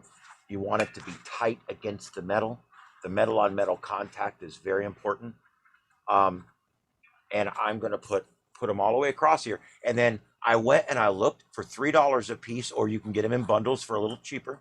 You can get USB 3 extension cables. And I'm going to wire all of my antennas are going to be wired in right up by my air conditioner up there. Up in the corner, I put a port in that I can port my wires through. It's not anything fancy. It's basically, it's a port that I can put wires and stuff through. And then I've got a plug that I put in it. That's right over there. So the wires for the antenna are going to come right inside the shack, and they're going to come right into here. And then on the other side, I'm going to have 6 or 7 USB cables coming off this side, and they're going to go out to the various computers where they have to connect. And this is going to be mounted. You see that? Do you see that little 7 right there to the left of that screen right there? See that? I'm not good at doing things in the mirror. I noticed that. But you see that little 7 right there behind that screen? That's the air conditioner right there. And right there, yeah, right there. And right above that 7 is the vent where the air comes out. I'm going to put an L bracket right above that. And it's the L bracket will slide right in under here. And this will just sit on the L bracket right above the air conditioner. And the vent from the air conditioner is going to blow 50-degree air across the bottom of this heat sink right here. So Are you gonna put any of the silicon grease on there, like they do with the CPUs? I don't know. I don't know yet. Joseph and I talked about it, and I haven't decided if it. I don't know if that's needed. The one we looked at was like a permanent glue, like a heat sink glue. It isn't. Yeah, I was a little worried about my stuff being permanently glued, and from my reading, if it's firmly mounted mechanically, that's just as good. That's pretty much just as good. Of course, I think the glue might be a little better. I don't know, but they were saying it's as long as you've got a very solid, firm connection, between the two items. I wish this box was more square. That's the one thing. This is not square on the bottom. Yeah. And it does roll a little bit. And maybe the glue would actually give you more surface. Yeah, give you greater surface. Because the glue does transfer the heat. Yeah. So maybe I will glue them. Maybe I will. Yeah. But anyway, that's my thing. That's what I'm doing with these heat sinks. Because these things get way too hot. And I'm having a real problem with that. All right, let's go back to the screen here for a second. I want to show you guys what I got here. I went looking on different kinds of heat sinks, and I was kind of impressed with the different kinds of heat sinks they got out there. This is showing you some of the different heat sinks that are available out there. Some different ideas. These are more active, where you got the fan blowing through. Some different designs. These are pretty cool. Some of these are designed to go around round objects, so that it heat sinks all the way around. A neat design there.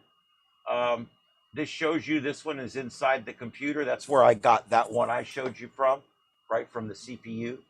And then some different designs here. See these here? Those are actually what's being cooled right there. And they could be voltage regulators or diodes. Exactly. So basically the heat sink is a lot bigger than what it's actually cooling. You can see there, this entire heat sink is cooling that one chip, but it works. So lots of different kinds of heat sinks. So you can find heat sinks everywhere. Don't throw them away. They can be in computers, equipment, appliances, cable boxes, radios. You can find them anywhere. Even little teeny baby heat sinks. You're like, why would I ever need that? Well, get a Raspberry Pi. You'll find out. You're going to need little teeny baby heat sinks, and you're going to need big old huge ones if you're going to get into projects. So here's some really cool ones I found. You know me, I always have to find the really cool ones, right? Look at these. I thought some of these were quite unique. And there's some of that. There's some of the lube there. Yeah. That's what I was talking about. Yeah, you put that there between the two and you get a better connection. You get more heat transfer. And this picture here, do you see that? That's a heat sink that's specially designed to heat sink all of your stuff on your Pi at one time. I'm surprised they don't call it Sync Pi or something. And it's always a fun name. You know what? I'm missing a slide. Oh, there it is. I went past it somehow. This kind of shows you a little bit how it works.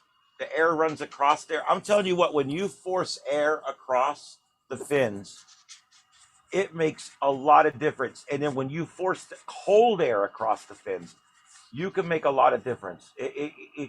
You could take a piece of equipment that's wearing out every 6 months and make it something that will last forever by just gluing a heat sink on it and relieving it of the burden of all that heat every day. it makes a big difference. I'm telling you. And these little fans and these heat sinks are all available at the Schwab shop tomorrow. I'm gonna tell you where to find them. I'm gonna give you my secret. All right. Here it comes. When you go to the Schwab shop, okay, you walk in.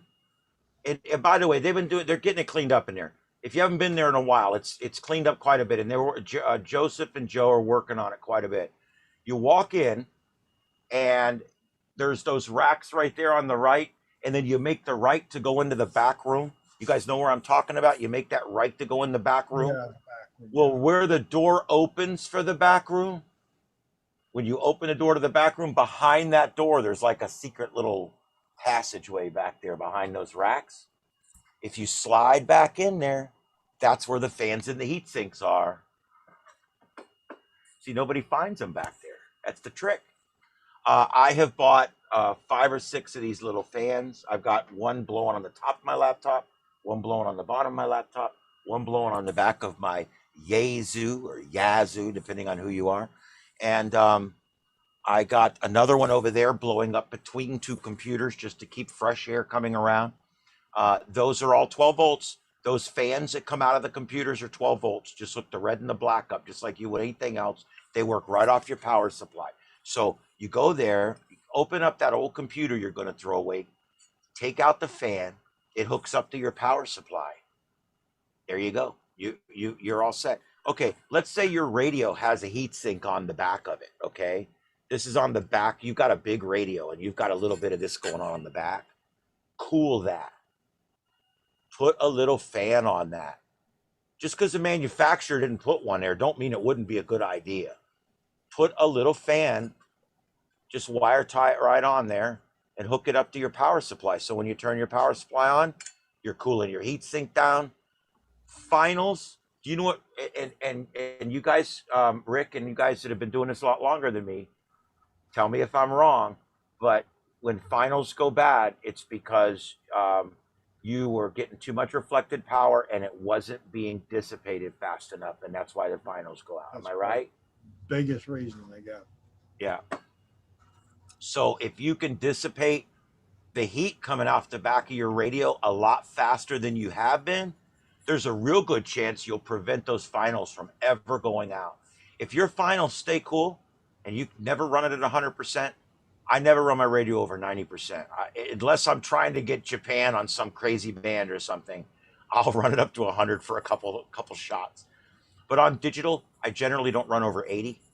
I try to run 50 a lot of times because that saves my finals. I also have a fan. I don't have exposed fins on the back of my radio. And my radio has 2 fans that blow out. So what I do is I have a larger 12-volt fan that blows on my radio casing from the side and keeps the casing really cool, because that's where all the holes are, where the air gets sucked in to go out the back. So that's how I'm having to do it. I may eventually open. I want to somehow make it cooler. I don't know. Not really happy with it like that, but I don't know. Anyway, let's see here. Anything else? Let's talk about heat sinks. Who else has something on heat sinks? What have you guys done with them? Here's something which is the reverse of heat sinks. This is a kitchen device. It's kind of like the same material that to make the heat sinks out of, but you put frozen food on it and thaw it out. So it's just the same idea, it's just reverse. Yeah. Oh, yeah. It's just dissipating out. I didn't think about that. That's a good idea. Yeah. This one's kind of old. I've had it a long time. Thaw out meat and stuff. So it's just a negative heat sink, if you will. Yeah. That's pretty cool. And I want to add one more thing on here because I forgot the name of it. I don't know. Is Joseph in? Joseph? I thought I heard him a while ago. Yeah, he's traveling. I think it was Dallas. Help me out. I'm here. What's those things called that brings the heat Peltiers. from Peltiers. Yeah. Those are really cool. If you get into this, the next thing to get into is probably a Peltier, because what a Peltier does, I'll tell you what, Dallas, do you want to explain it? Well, it's just a smarter heat sink. It you pass DC through it, and one side of it gets hot and the other side gets cold. So you can either use it to heat up an item. If you have a clock that you need, like a time reference clock that you need to keep at a certain temperature so it doesn't drift, you can control that to keep it warm or hot. Or if you've got a component that wants to fail because it gets too hot, you can take the heat away. It's like a heat pump air conditioner that runs off DC, and it's little. How's it spelled? Pelthier, I think. God, I don't know. I buy these things. I don't. Okay, no, I found it. Yeah. I found it. Yeah. Thermal electric generator, it says. Yeah. Interesting. Yeah, here we go. Yeah, I just wanted to pull it up so you guys can see what it looks like. Let's see here. I wanted to mention this because this was brought to us before, and it's a really cool thing because if you're wanting to, if you want to supercharge your heatsink, this is what you do. You put this between the heatsink and the device you want to cool, and suddenly you won't have any problem. These are actually, they work so well, you got to be careful. Joseph has been playing around with these, and he says they get so cold they create condensate on the equipment. Yeah. So, oh, there he is.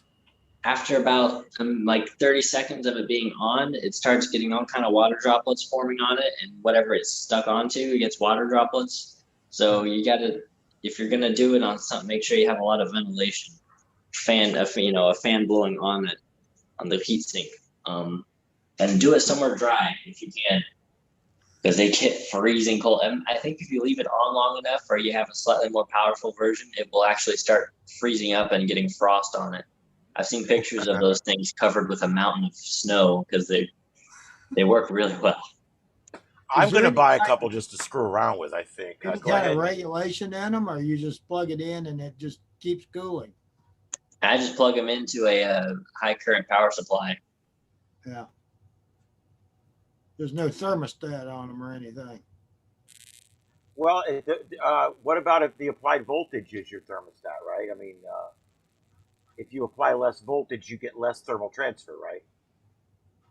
Yeah, you do. Another thing is that if the hot side gets hot, but the heat is not being carried away faster than it can transfer, then it will start to equalize the temperature between the two sides. So you could have it cooling, but if you carefully adjust the amount of air that you're carrying away from it, you could adjust the temperature that way too. But it would probably be a lot smarter to just adjust the voltage for the current. That's really cool. I like that. So anyway, basically one side gathers the heat really rapidly and moves it to the other side very fast. So if you put this between your chip and your heatsink, suddenly it's that transfer between the two becomes extremely efficient to the point where it brings on other problems maybe. All right. Anything else on that? Dallas, did you have anything else? Go ahead. You're showing 10 of those for $31. That's $3.10 a piece.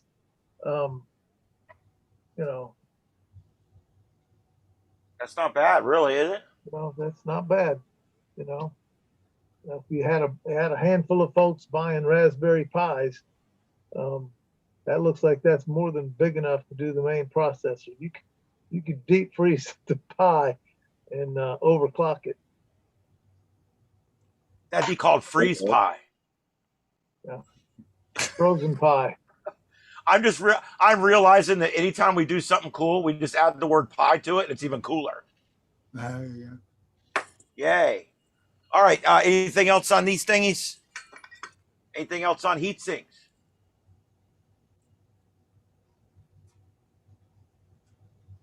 Anything at all? No.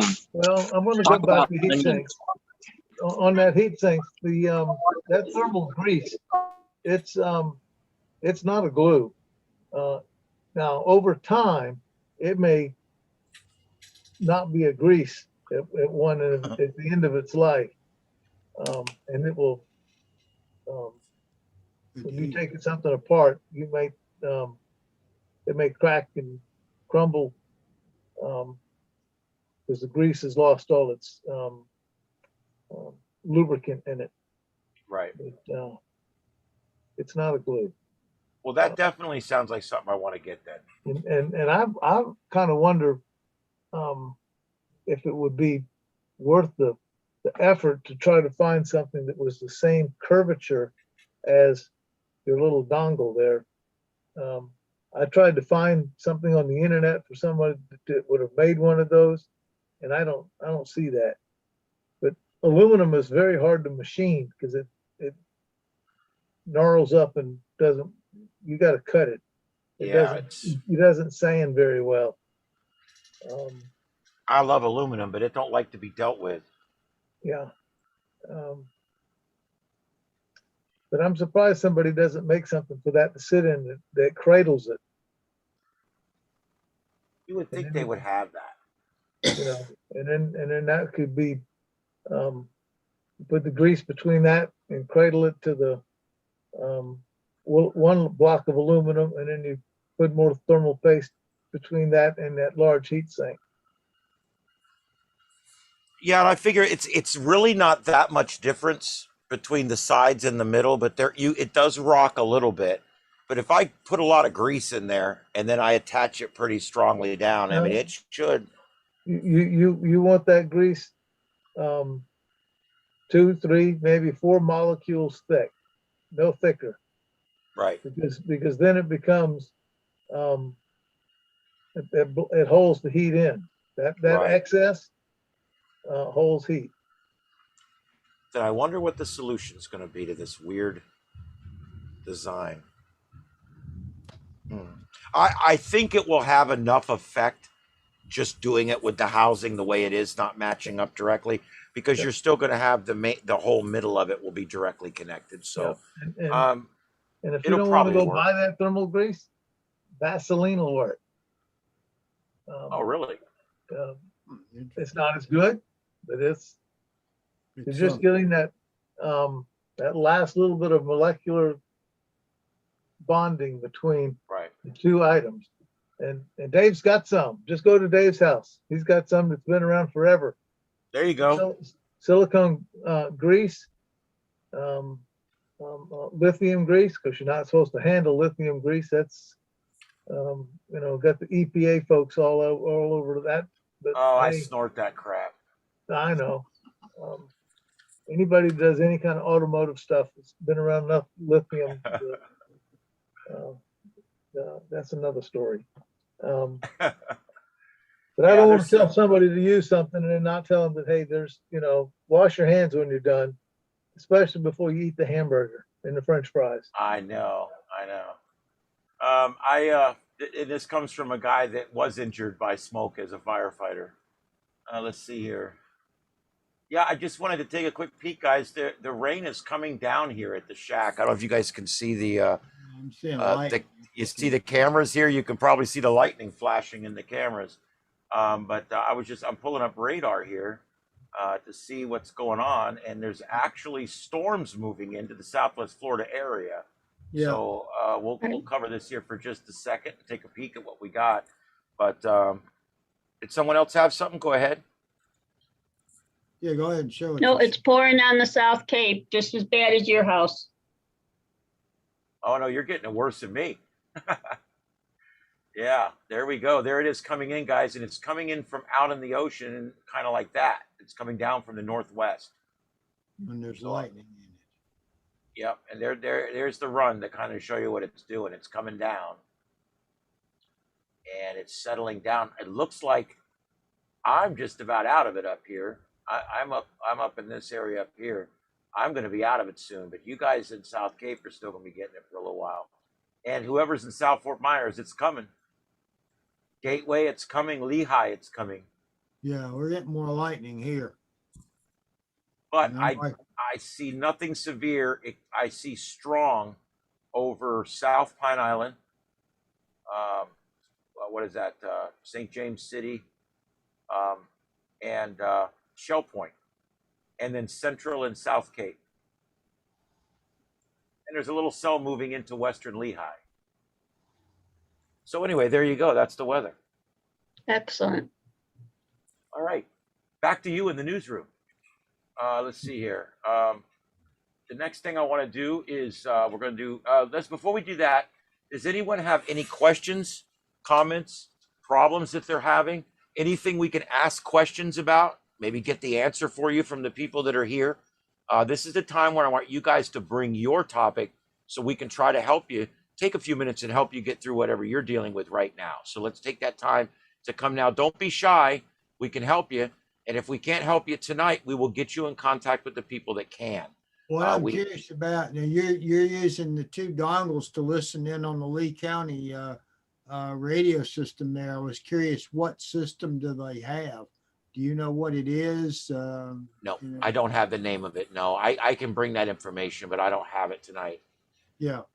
No, I'm not even sure if it's on the 800 or 900 system.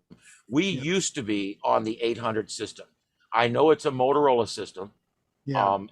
But I don't know if they're still in the 800s or if they've moved up to the 900s. I don't know. Yeah. So I'm going to find out all that. All that information is widely available, and the program to do it is available for free. It's just a matter of, well, like with everything else with ham radio, researching it, getting it together, and putting it up. Put it all together. That's right.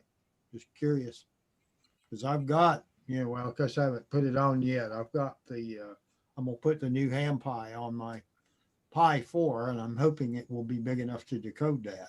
So there you go. I've got a ham 3 Pi 3 back here, and it does pretty good with the SDR. I can monitor radio with it with my SDR, so not bad for a 3. Yeah. You got a 4. I think you might be able to do just about anything with it with a 4 or with that. Yeah. I would think. I had a problem. Yeah, go ahead. So up here, I'm in Alabama right now, but I have up here a Raspberry Pi 4. I think it's a 4 model B that stayed up here. It's been up here for I think 2 years now. And it always had a RTL SDR plugged into it with an up converter and connected to an antenna for my remote HF listening station.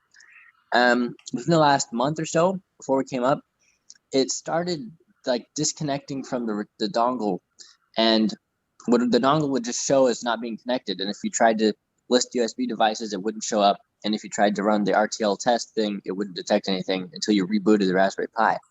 But it's steadily gotten worse over time until the point where the Pi doesn't detect it even if you reboot. And then if you unplug it physically and plug it back in, it shows up for about 5 minutes and then it just disconnects again. So I've actually swapped out the Pi 4 for a Pi 3 that I brought with me. And now it's working fine again. I brought different dongles with me. I tried swapping the receiver. So does anybody know why the Raspberry Pi would do that? Is it just degrade? Like, did the USB controller break, or like what would cause this disconnecting randomly after a while? I'll open that up to anybody that has anything for that. I don't know. I would think that your Pi has been powering that device, and the chip that's driving that is just giving up the ghost. It's they've given 5 volts at however much current that thing is made to pull, and it's most probably pulling all that it was able to give. You know what I would try? If you've got, which are you hooking it through USB 2 or USB version? I tried both. Yeah, both 2 and 3. Because what I'd do is take a powered hub, and put the dongle on that, and run your power. Take your power from the hub instead of from the Pi. That's a good idea. I think it's a try just to see what you get.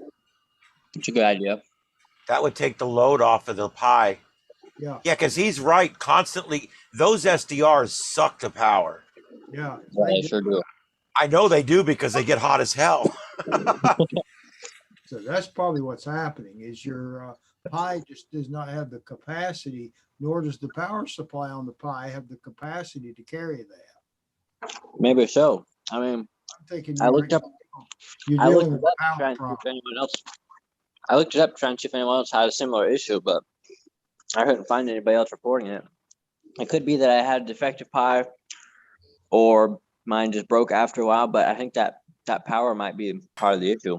Yeah, and what about the heat? Do you have heat sinks on your Pi, like on Raspberry Pi 4?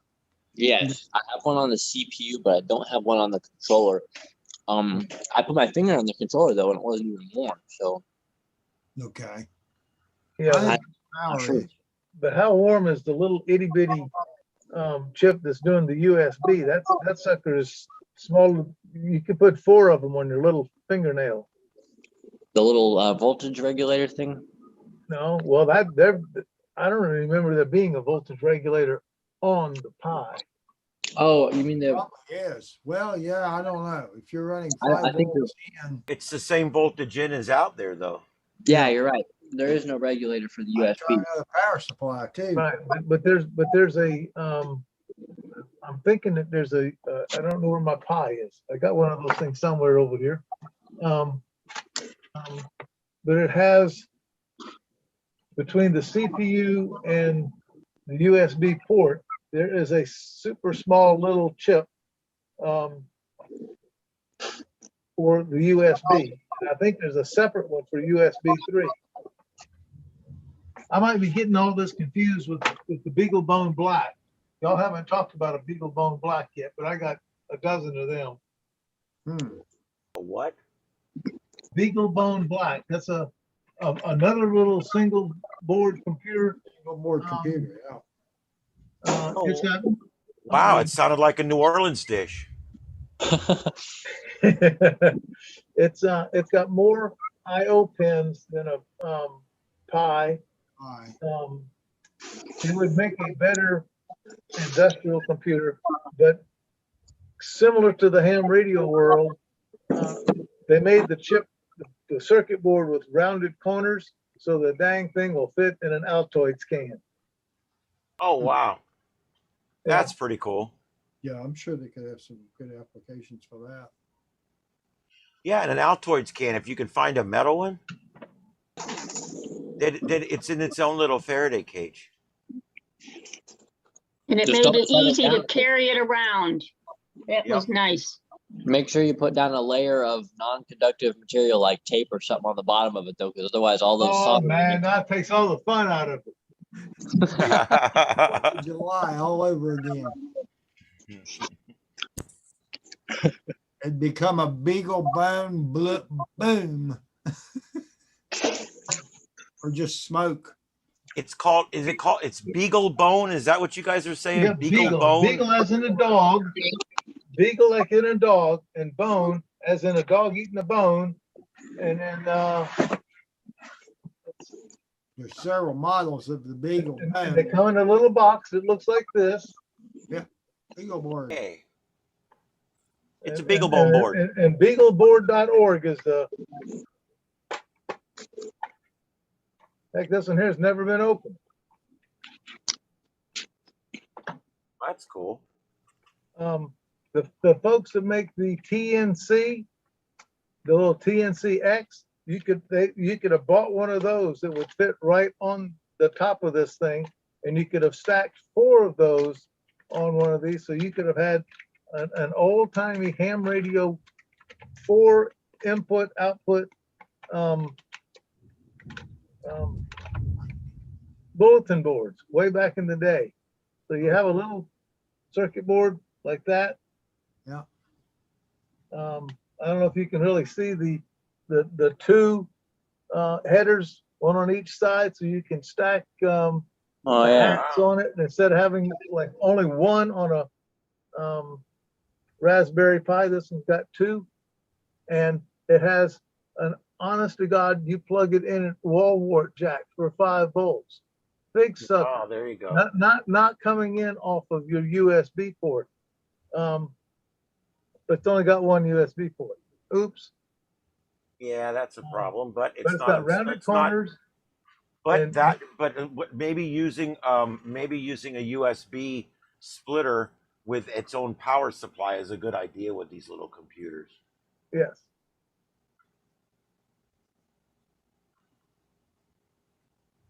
Okay. Anything else on that?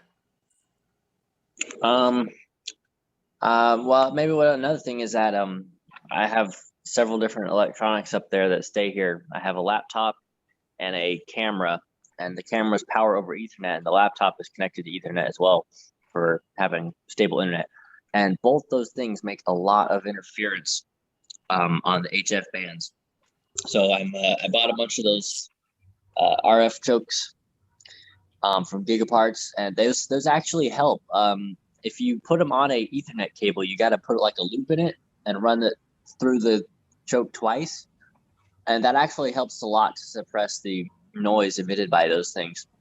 But ultimately, I think I'm going to just move them to another room in the house to physically separate them, because the camera turning on actually creates a pretty annoying jump in the noise floor.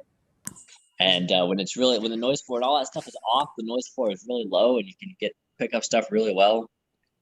And I picked up a weird mystery signal too. Maybe someone else knows about this. It was just a person speaking random characters phonetically. They were like Alpha, Bravo, and they would just like say it like that. And there was like 30 characters or whatever, and I typed them out, and they were just gibberish. Yeah. I recorded some of it, but do y'all know what that would be? It was right at I believe I was listening to 15 megahertz, and it was just a little ways off of the time station. It was that. I don't even think that's a ham band right there. It could have been a secret message from the French Resistance. You know, it might have been spies. The chairs against the wall. The chairs against the wall. There's a whole bunch of number stations that do that stuff. They just repeat long strings of numbers in 5-digit. Oh yeah, those have been around things. a long time. Yeah, and that's been going on forever. And there's 5,000 people who think they know what it is, and I think it's some guy gets bored and he just does it. And we also have them in Morse code. Yeah, could be. Oh, and there's another signal that is, you see it all over the band. There's one right on 40 meters, like right at the very start of the 40-meter band, and it looks like two Morse code signals right next to each other. But when you look at it on a waterfall, it actually looks a whole lot like high and low, like binary almost. One side is always low and the other side is high. It almost looks like some kind of binary transmission, but I can't find it on Signal Wiki, and I can't find anything that fits the description. But I don't know what it is. It's everywhere. Not like everywhere as an interference, but like, there's a couple of them. One's like on 10 megs, one's on 40 meters. It's strange. It almost seems like some kind of binary transmission. I don't know what it is. It looks like on this. All right, so on this pie here that I dug out of my stash of pies, this is a wow. It says pie 1. I don't think that's right. It looks like an early pie, but like 1, 2. It's the chip that's closest to the 2-port USB gizmo. I don't see where it looks like it's got power coming from that to the socket. So it could be that, wherever your USB port is, way over here on this corner of the board is where the USB power comes in, and you got that USB socket way over here on the other side. So that current has to go all the way through all those connections on the board to get to where you want it to go to power your heat-sucking radio. I think you're just trying to get too much current through the pie. You need to offload that to a what do you call that thing? A hub. And okay, and then I said the BeagleBone Black with the TNCX. There's one right there, all set up, ready to rock and roll, and you got the 2 ports again, so you can stack at least 4 of these, because at that point you run out of COM ports to talk to it. Wow. But the Pi, I mean the Pi, the BeagleBone still has plenty of horsepower after running 4 of those to do other things, like talk to the internet, take all that packet traffic and port it to the internet. Very nice. Yeah, that is cool. I like it. All right, let's open it back up. Does anybody have anything else they want to bring to us tonight to work on?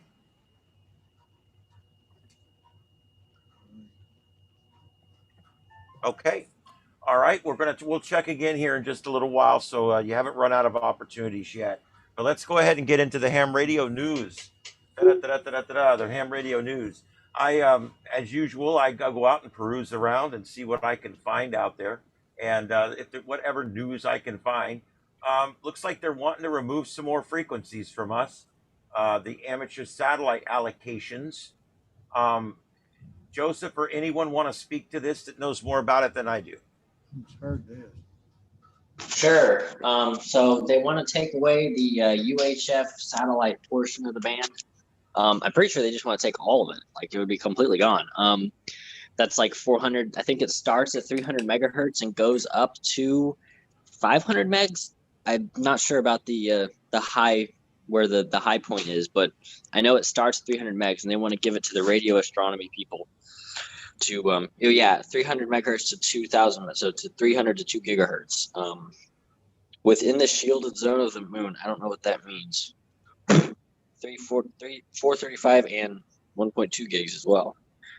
So basically that would pretty much mess up all the AMSAT stuff, all the repeaters that fly around up there.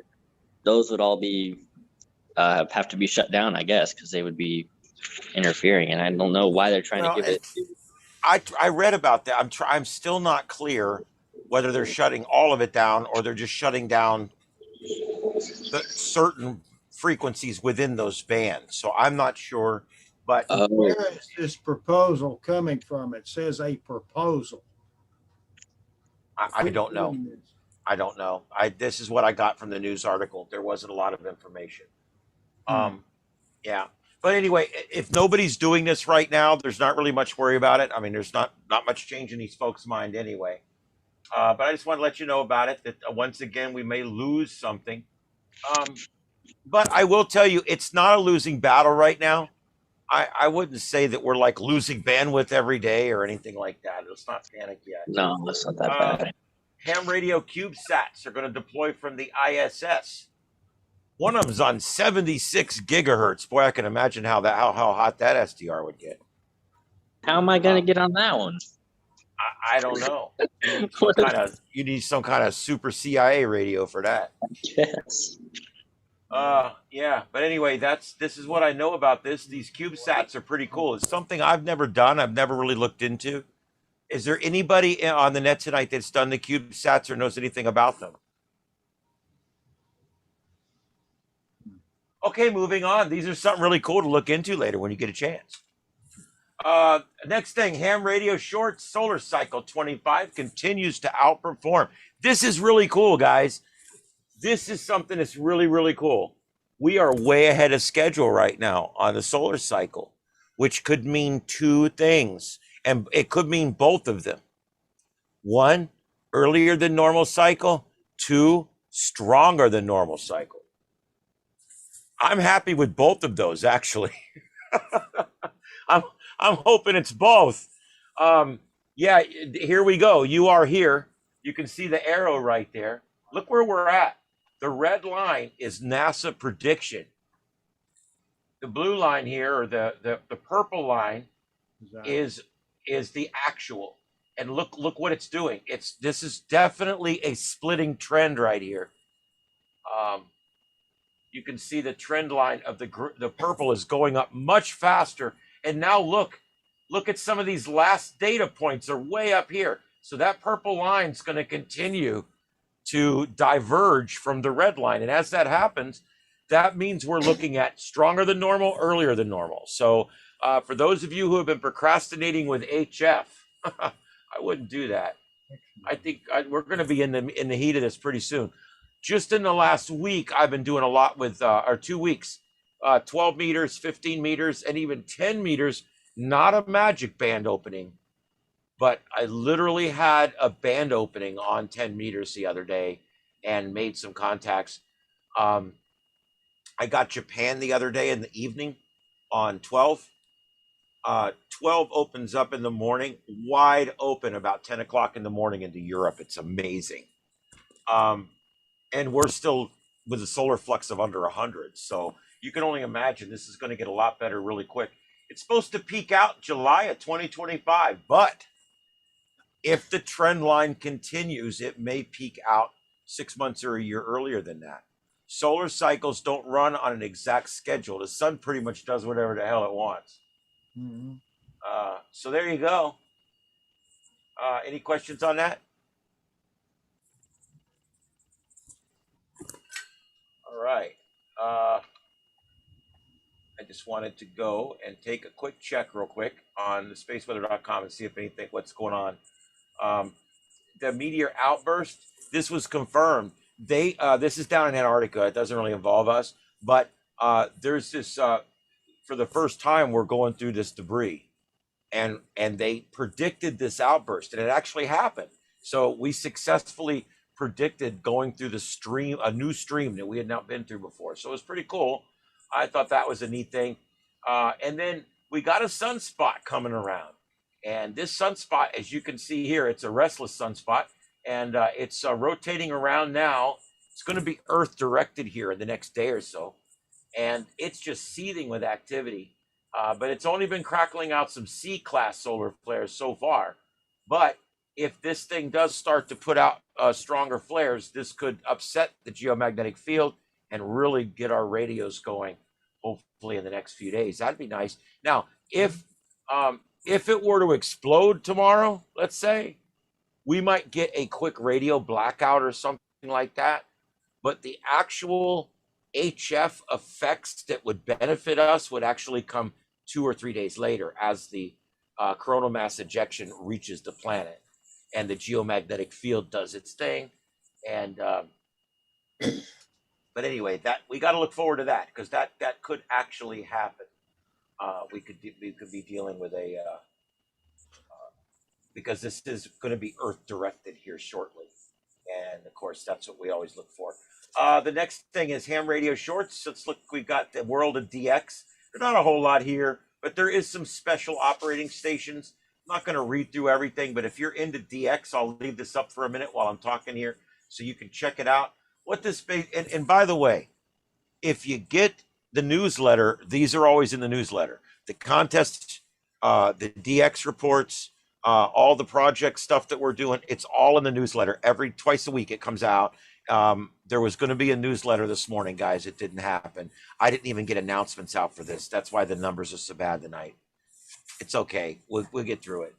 I couldn't. I was at the hospital all day, so I didn't even finish the slideshow. During my other show tonight, I went through the slideshow and kind of cleaned it up. That's how bad it was. While we're on the air, I was like making sure the slideshow was good. But anyway, that's what's going on out there. I'm just going to go on past. The next thing, let's talk about the tropics. We're right here, guys. We're getting there. We're actually about here now. This was like 3 days ago. So we're actually like about right here. We're coming down. I mean, we come down pretty quick from here. So the threat of tropical storms now is dropping pretty good every day. We're losing 1% or so every day, or every 2 or 3% every day of getting a storm at this point. So that's always a good thing. I always do like to take a quick peek at what's out there. So let's do that. Of course, we always go to Mike's weather page, which is spaghettimodels.com. And that is the best weather page. The only spot we're looking at out here is this one spot off the Carolinas. They've been saying this thing's going to develop for days. They do have it up in the 40 to 60 percentile now, but I don't really think it's going to do a whole lot, and it certainly isn't going to mess with us. So it's not something we need to really worry about. I ran the windy.com model today and went to sleep before it finished. Yeah, I mean, and I'm not going to run all the models tonight because there's just nothing on them. but this is the GFS. It does take that into the Carolinas as a tropical storm. We'll have to see. It won't be nothing. The Outer Banks, man, they're champions up there. They got this stuff. They know what they're doing. There we go. We just keep right on going.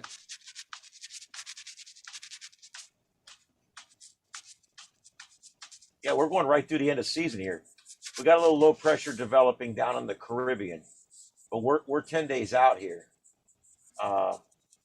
This is the 14th of October at this point, and it doesn't really show Genesis. That's interesting. Okay, so we do need to kind of watch towards the end of the forecast cycle. There is some deepening going on out there in several spots, but really nothing in the short term, guys. I don't see really anything in the short term, anything to be too concerned about. Anybody have anything they want to talk about on the tropics or solar? Yeah, one of the things I've noticed is so far we haven't had any cold fronts to go down there and stall, because sometimes that causes them, but haven't had that happen.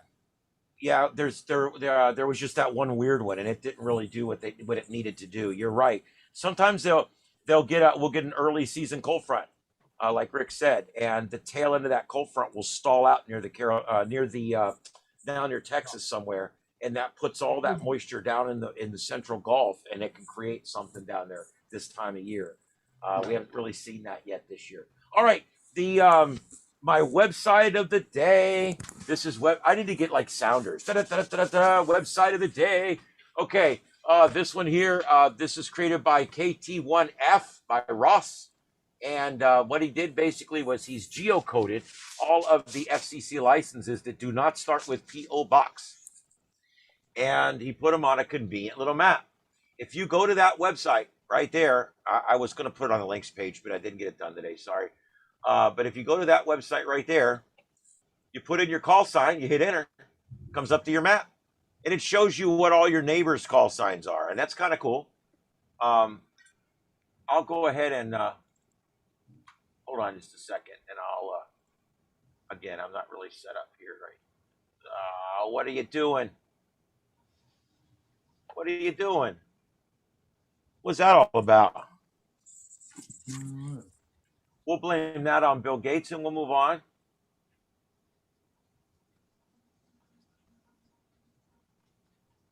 What the hell? Okay, we're back. I'm just going to go ahead, because I don't have it up here. I'm going to go ahead and just copy this, and I'll pull it up so I can demonstrate it for you guys. Okay, so you go here, you put in your call sign,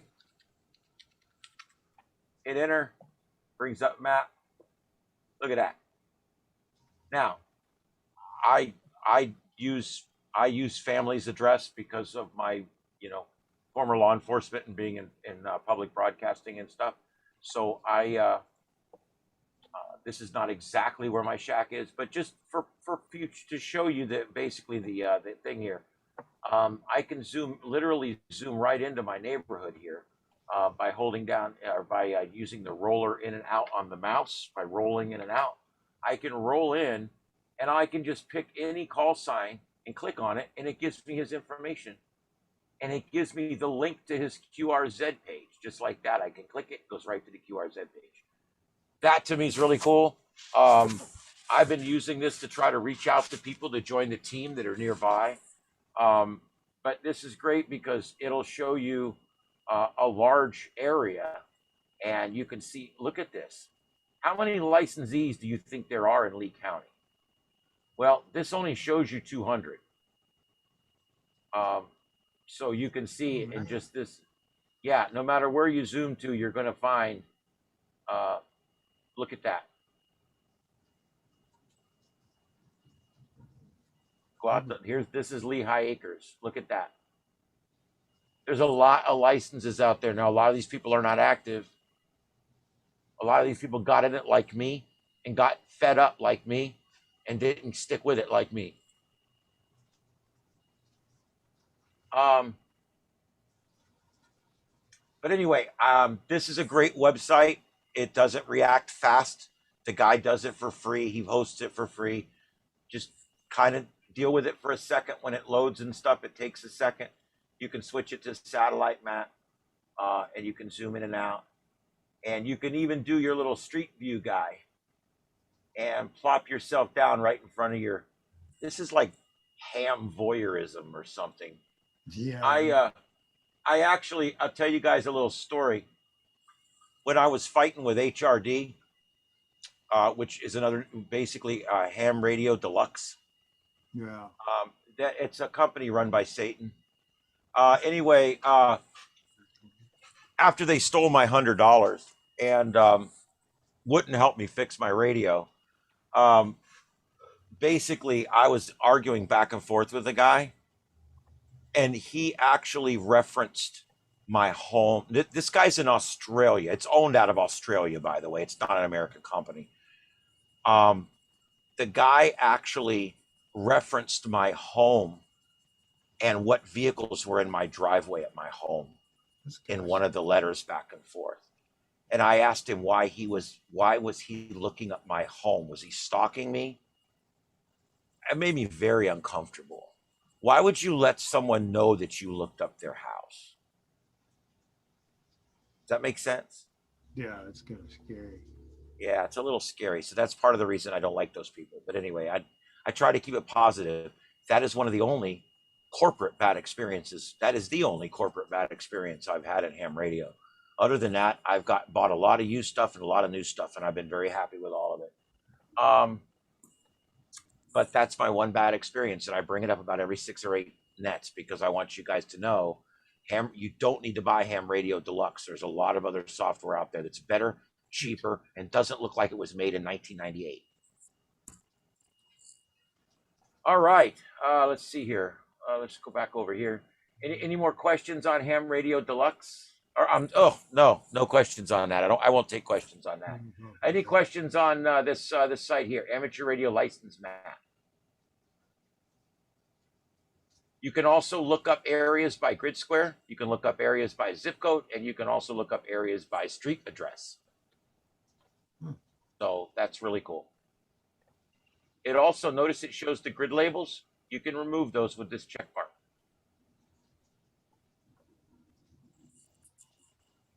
Any questions? You can also full screen like that. Let's see if mine comes up. Could you put that web address up again, please? Yeah, it's oh, there it is. Okay. Yeah, it's right there, but I'll tell you what, I got it right here, even better. So let's do that. There it is. Thank you. Yeah. Just like with everything with ham radio, this guy's not out to make money. He made a great little website for us to use. Thank you. Thank you. So is there a reason why you like that instead of going through and using QRZ that does the same thing, except you have to click on each one of those grid points to activate it? I've never seen a map on QRZ like this. Well, when you go to like look up yourself, and then it's not the bio page, it's the next one where you can look at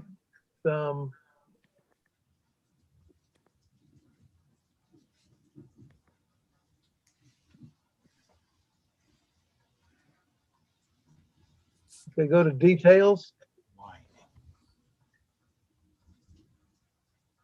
See what it says, show map? Click on that map. Okay, and then just below that map, it says explore on ham grids map. Click on that one. Oh, I never would have seen that. It doesn't even look like a link. Well, click that on doesn't that. even look like a link. I don't care. Click on it. I don't care. Click on it. There you go. Now, Oh, when yeah. you click on that, there's your grid square. Now it tells you there's 33 hams in your grid square. And if you look below that, I'm pointing at the screen. You can't see what I'm pointing at. But when you click on the other grid squares, it tells you how many hams are in each grid square. So if you ever thought about putting up a repeater, you could go and start plunking around that area where the repeater's going to be, and you'd say, oh, if we put the repeater over here on this tall building, we have 7,312 hams. If we put it over here on this really tall tower out there in the swamp, there's 7 hams out there. That is really cool. Yeah, you never knew that. Yeah, I never knew that existed. That doesn't look like a link. I never would have clicked on it. Links are blue and they're underlined in the real world. Yeah. Yes. And some of them live out in the middle of the creek. I don't understand how that works. How does that guy how does he get to live on that island? I don't know. I don't know. But How the hell? People got all that privilege. Yeah, you can put it. You put in your Latin lawn for QRZ. Yeah. So he just put in that island as his Latin lawn. Yeah, he's like you. Maybe he doesn't want anybody to know exactly where you live. I'll relocate mine to this island. There you go. They just cleared it. All they left on there was the indigenous trees. Yes. And but anyhow, so you know, in those grid squares, you got 438 hams. That is so cool. And by the way, it's pouring here again. I thought the rain was about to end, so let's go back and just take a quick peek and see what the hell's going on. Oh, hey. Yeah, I don't have much. It doesn't look like I have much over me, but I do. Yeah, I'm getting some rain here and some lightning. Wow, South Cape, you're getting it. Yeah. And lightning. Look at that. It's raining so much there that it's raining all the way up here in Georgia. Yeah, there you go. Yeah. I thought it was going to stop, but it rained some more.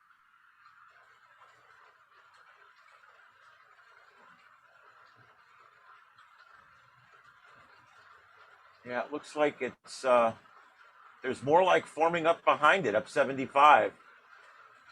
So which way it's going? It's raining harder here than it looks like. I'm under that little yellow spot right there.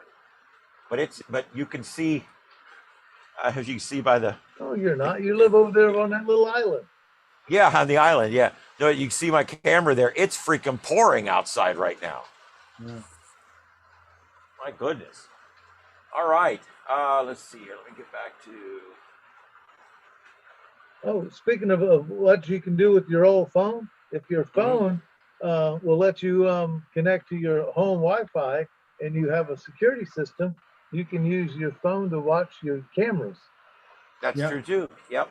Absolutely. And another thing you can do with that old phone, if it's Bluetooth works, because I can't figure out how to get that to work through Wi-Fi, you can take that phone and talk to your other phone, and you can take that one that's their link, and you can use that camera to look behind the refrigerator and find all that crap that you've dropped, or look underneath the hood of your car to find out what you think might be where the thermostat is or whatever you're looking for. You can use that as a camera, and you can look, oh yeah, I can see that. Or you can hand that other camera to somebody else and have them hold it in some positions for you to see something. That's cool. The camera stuff. There's an app out there for everything. You can even take your old phone and your new phone and make two-way radios to talk to each other using about 10 different apps that are out there. So many cool things. One of the things I actually was playing with, I took one of those two-way radio apps and took a Baofeng and hooked them together and was actually able to talk over my radio through the two-way app on the phone using Vox on the radio. So that's just some neat things I was playing around with. All right, let's go back to here. These are the contests for this weekend. There we go. Contests for this weekend. I know there's not many contests. I don't think there's any contesters in here, so I'm just going to leave it up for a second as we talk. Believe it or not, the least liked segment of the show was the contests in the survey. I only got about 12 of them surveys back, but in the ones I got back, I was able to kind of glean some information, some good information. And that was one of them, is we don't want to spend too much time on this. Yeah, you've already spent too much. Okay, good. You guys know about all the rest of this, the Southwest Florida TechNet newsletter. I think everybody here is pretty much signed up. If you're not, just sign up. It's good. I put it out once or twice a week, sometimes 3 times if there's shit going on. Let's see. Today, the Southwest Florida Tech team, you can join up. I think most of you guys have. You guys know about our repeater. We're down to just a few folks in here, and I know all you guys now, so I kind of know. I think I know what everybody's been through. But anyway, spread the word about the TechNet. Help us get the word out. I'm going to go back to full blast next week if everything goes well. And we are taking donations. Somebody offered to donate a really nice receiver, a HF receiver. And we're going to be using that with the SSTV. And we're going to set up a node where you guys, every week we'll have a different frequency. And you guys go to that frequency and you send your pictures to the TechNet. And we see it, and they'll pop up on the website. Yeah, that's going to be really cool. And we got all this kind of cool stuff on the website. You guys know we got all that. If you haven't tried out that radar that I've got on there, it's really good. And I'm looking for people to help out. I got one person that wants to give us I got 2 different people that have asked to give talks, and I'm working on getting with them and getting that scheduled. So that's good stuff. You guys already know about the nets.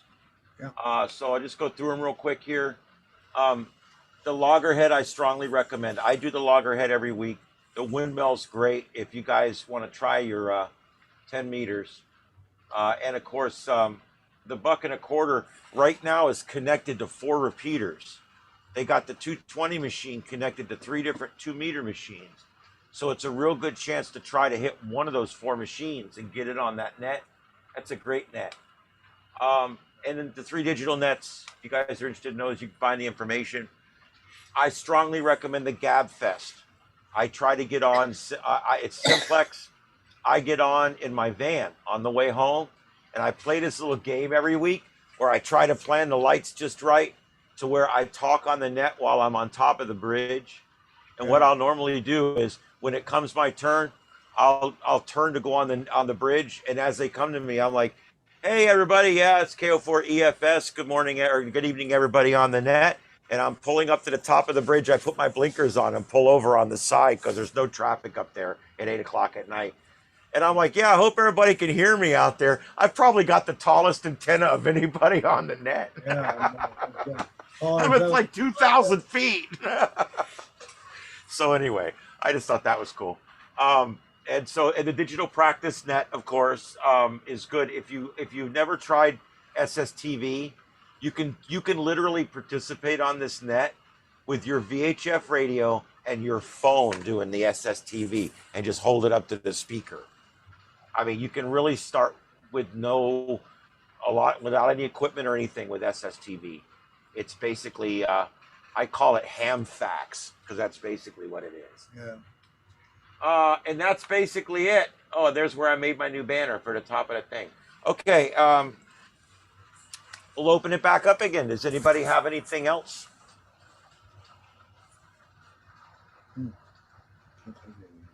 Nice.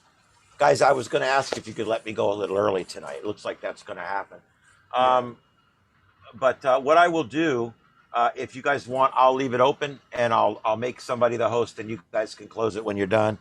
But we will take a few more minutes here just to see if there's anything else. If there's, you guys sure there's nothing else you guys want to talk about?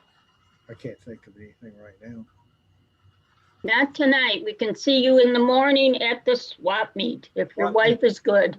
I think I'm going to be there. I don't think she's going in at 9 a.m. for a bunch of tests. And they told me I probably won't see her till after lunchtime. So I'm probably, because I just need, you need friends and something to do, you know, when something like this is going on. So I'm probably just going to go by there for the fellowship anyway. And see and hang out for just an hour or so, and then I'll head out. But I like the swap shop. I like the guys there.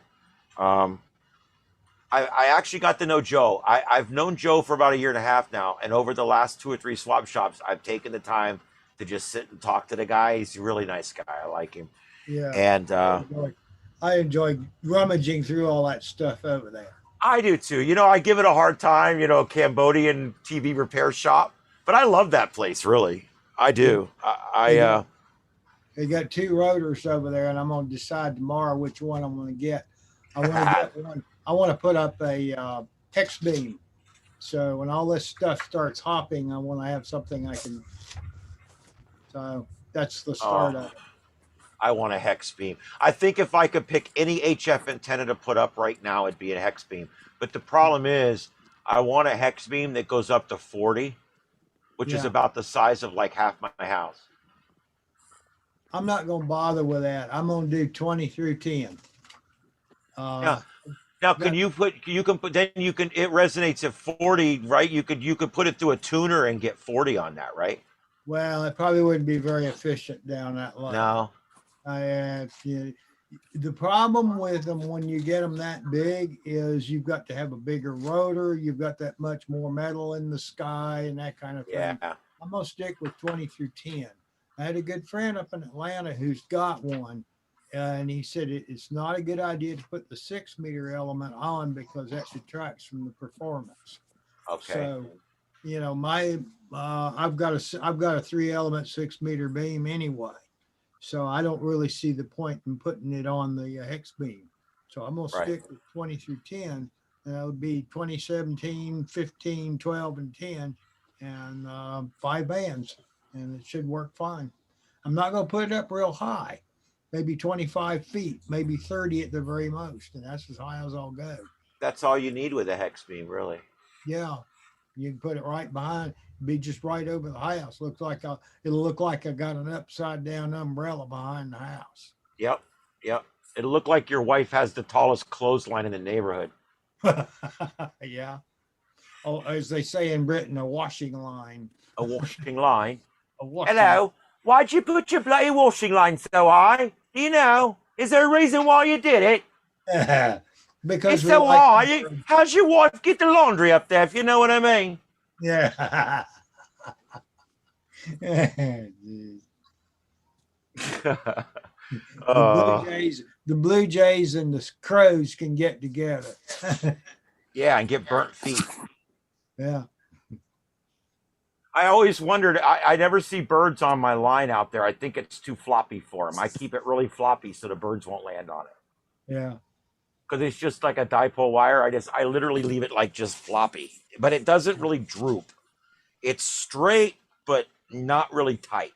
Yeah. And I find if you leave it that way, the birds won't land on it. Yeah. It's kind of skinny. They got to have something they can grab their little feet on. Yeah, they'll that's grab true. that and hang upside down. Yeah. We got these little finchy birds around here that I always I sit there and worry about like hurting the birds with my power. But I figure, you know, I'm at 60 or 80 watts and I don't ever see anything around it. So I guess I'm all right. I haven't found any dead birds in the yard. So, you know, what's strange here. And I don't know if you noticed this, the crows, they'll get up on the palm tree and they won't sit on the palm frond. They'll sit on the thing, which is going up through the top. Now, yeah, go figure with that. I have no idea. Crazy. Good meeting. All righty. Are we about done, guys? I am gonna go. I'm gonna go early tonight. I need to. I need to get some rest. I've got to back up my brain. I'm one of these people that, when I have a traumatic day, I never quite get my head wrapped around it until I can sleep and get in the REM for a while. Yeah. And then once I wake up after that, everything's in perspective. You know, last week I lost my cat D. You guys know that. I told you guys that. I had that cat 17 years, and him and I were best friends. He slept with me, cuddles. He was a cuddler. Yeah. Only cat I've ever had that spoons with my wife and I. Yeah. It's almost like sick in a way, but I loved it. But he died, and I couldn't. Man, I'm not like all blubbery and can't work or any of that. I still went and produced the show. I then came and produced this show. Remember that? A couple days later and all that. But I never missed any work. I never missed anything. I put 3 cats down in 3 weeks, and now this is going on this week with my wife. And I don't have a lot of drama in my life. I don't have a lot of loss. I don't have last loved one that died was many years ago. My dad died, I think 6 or 8 years ago. So 10 years ago now. So I don't have a lot of like drama and crazy stuff going on in my life. And when I start having stuff like this, cat dying, wife in the hospital, yeah, it's it's a little bit for me because I live a very stressful life anyway. Yeah. And so it's a lot for me, and it's difficult sometimes. I'm telling you guys what. Let me click. For those of you on YouTube, we're going to go ahead and end the stream at this point, and thank you for being here. You can find out more about the net at swfltech.net, and we'll be back next.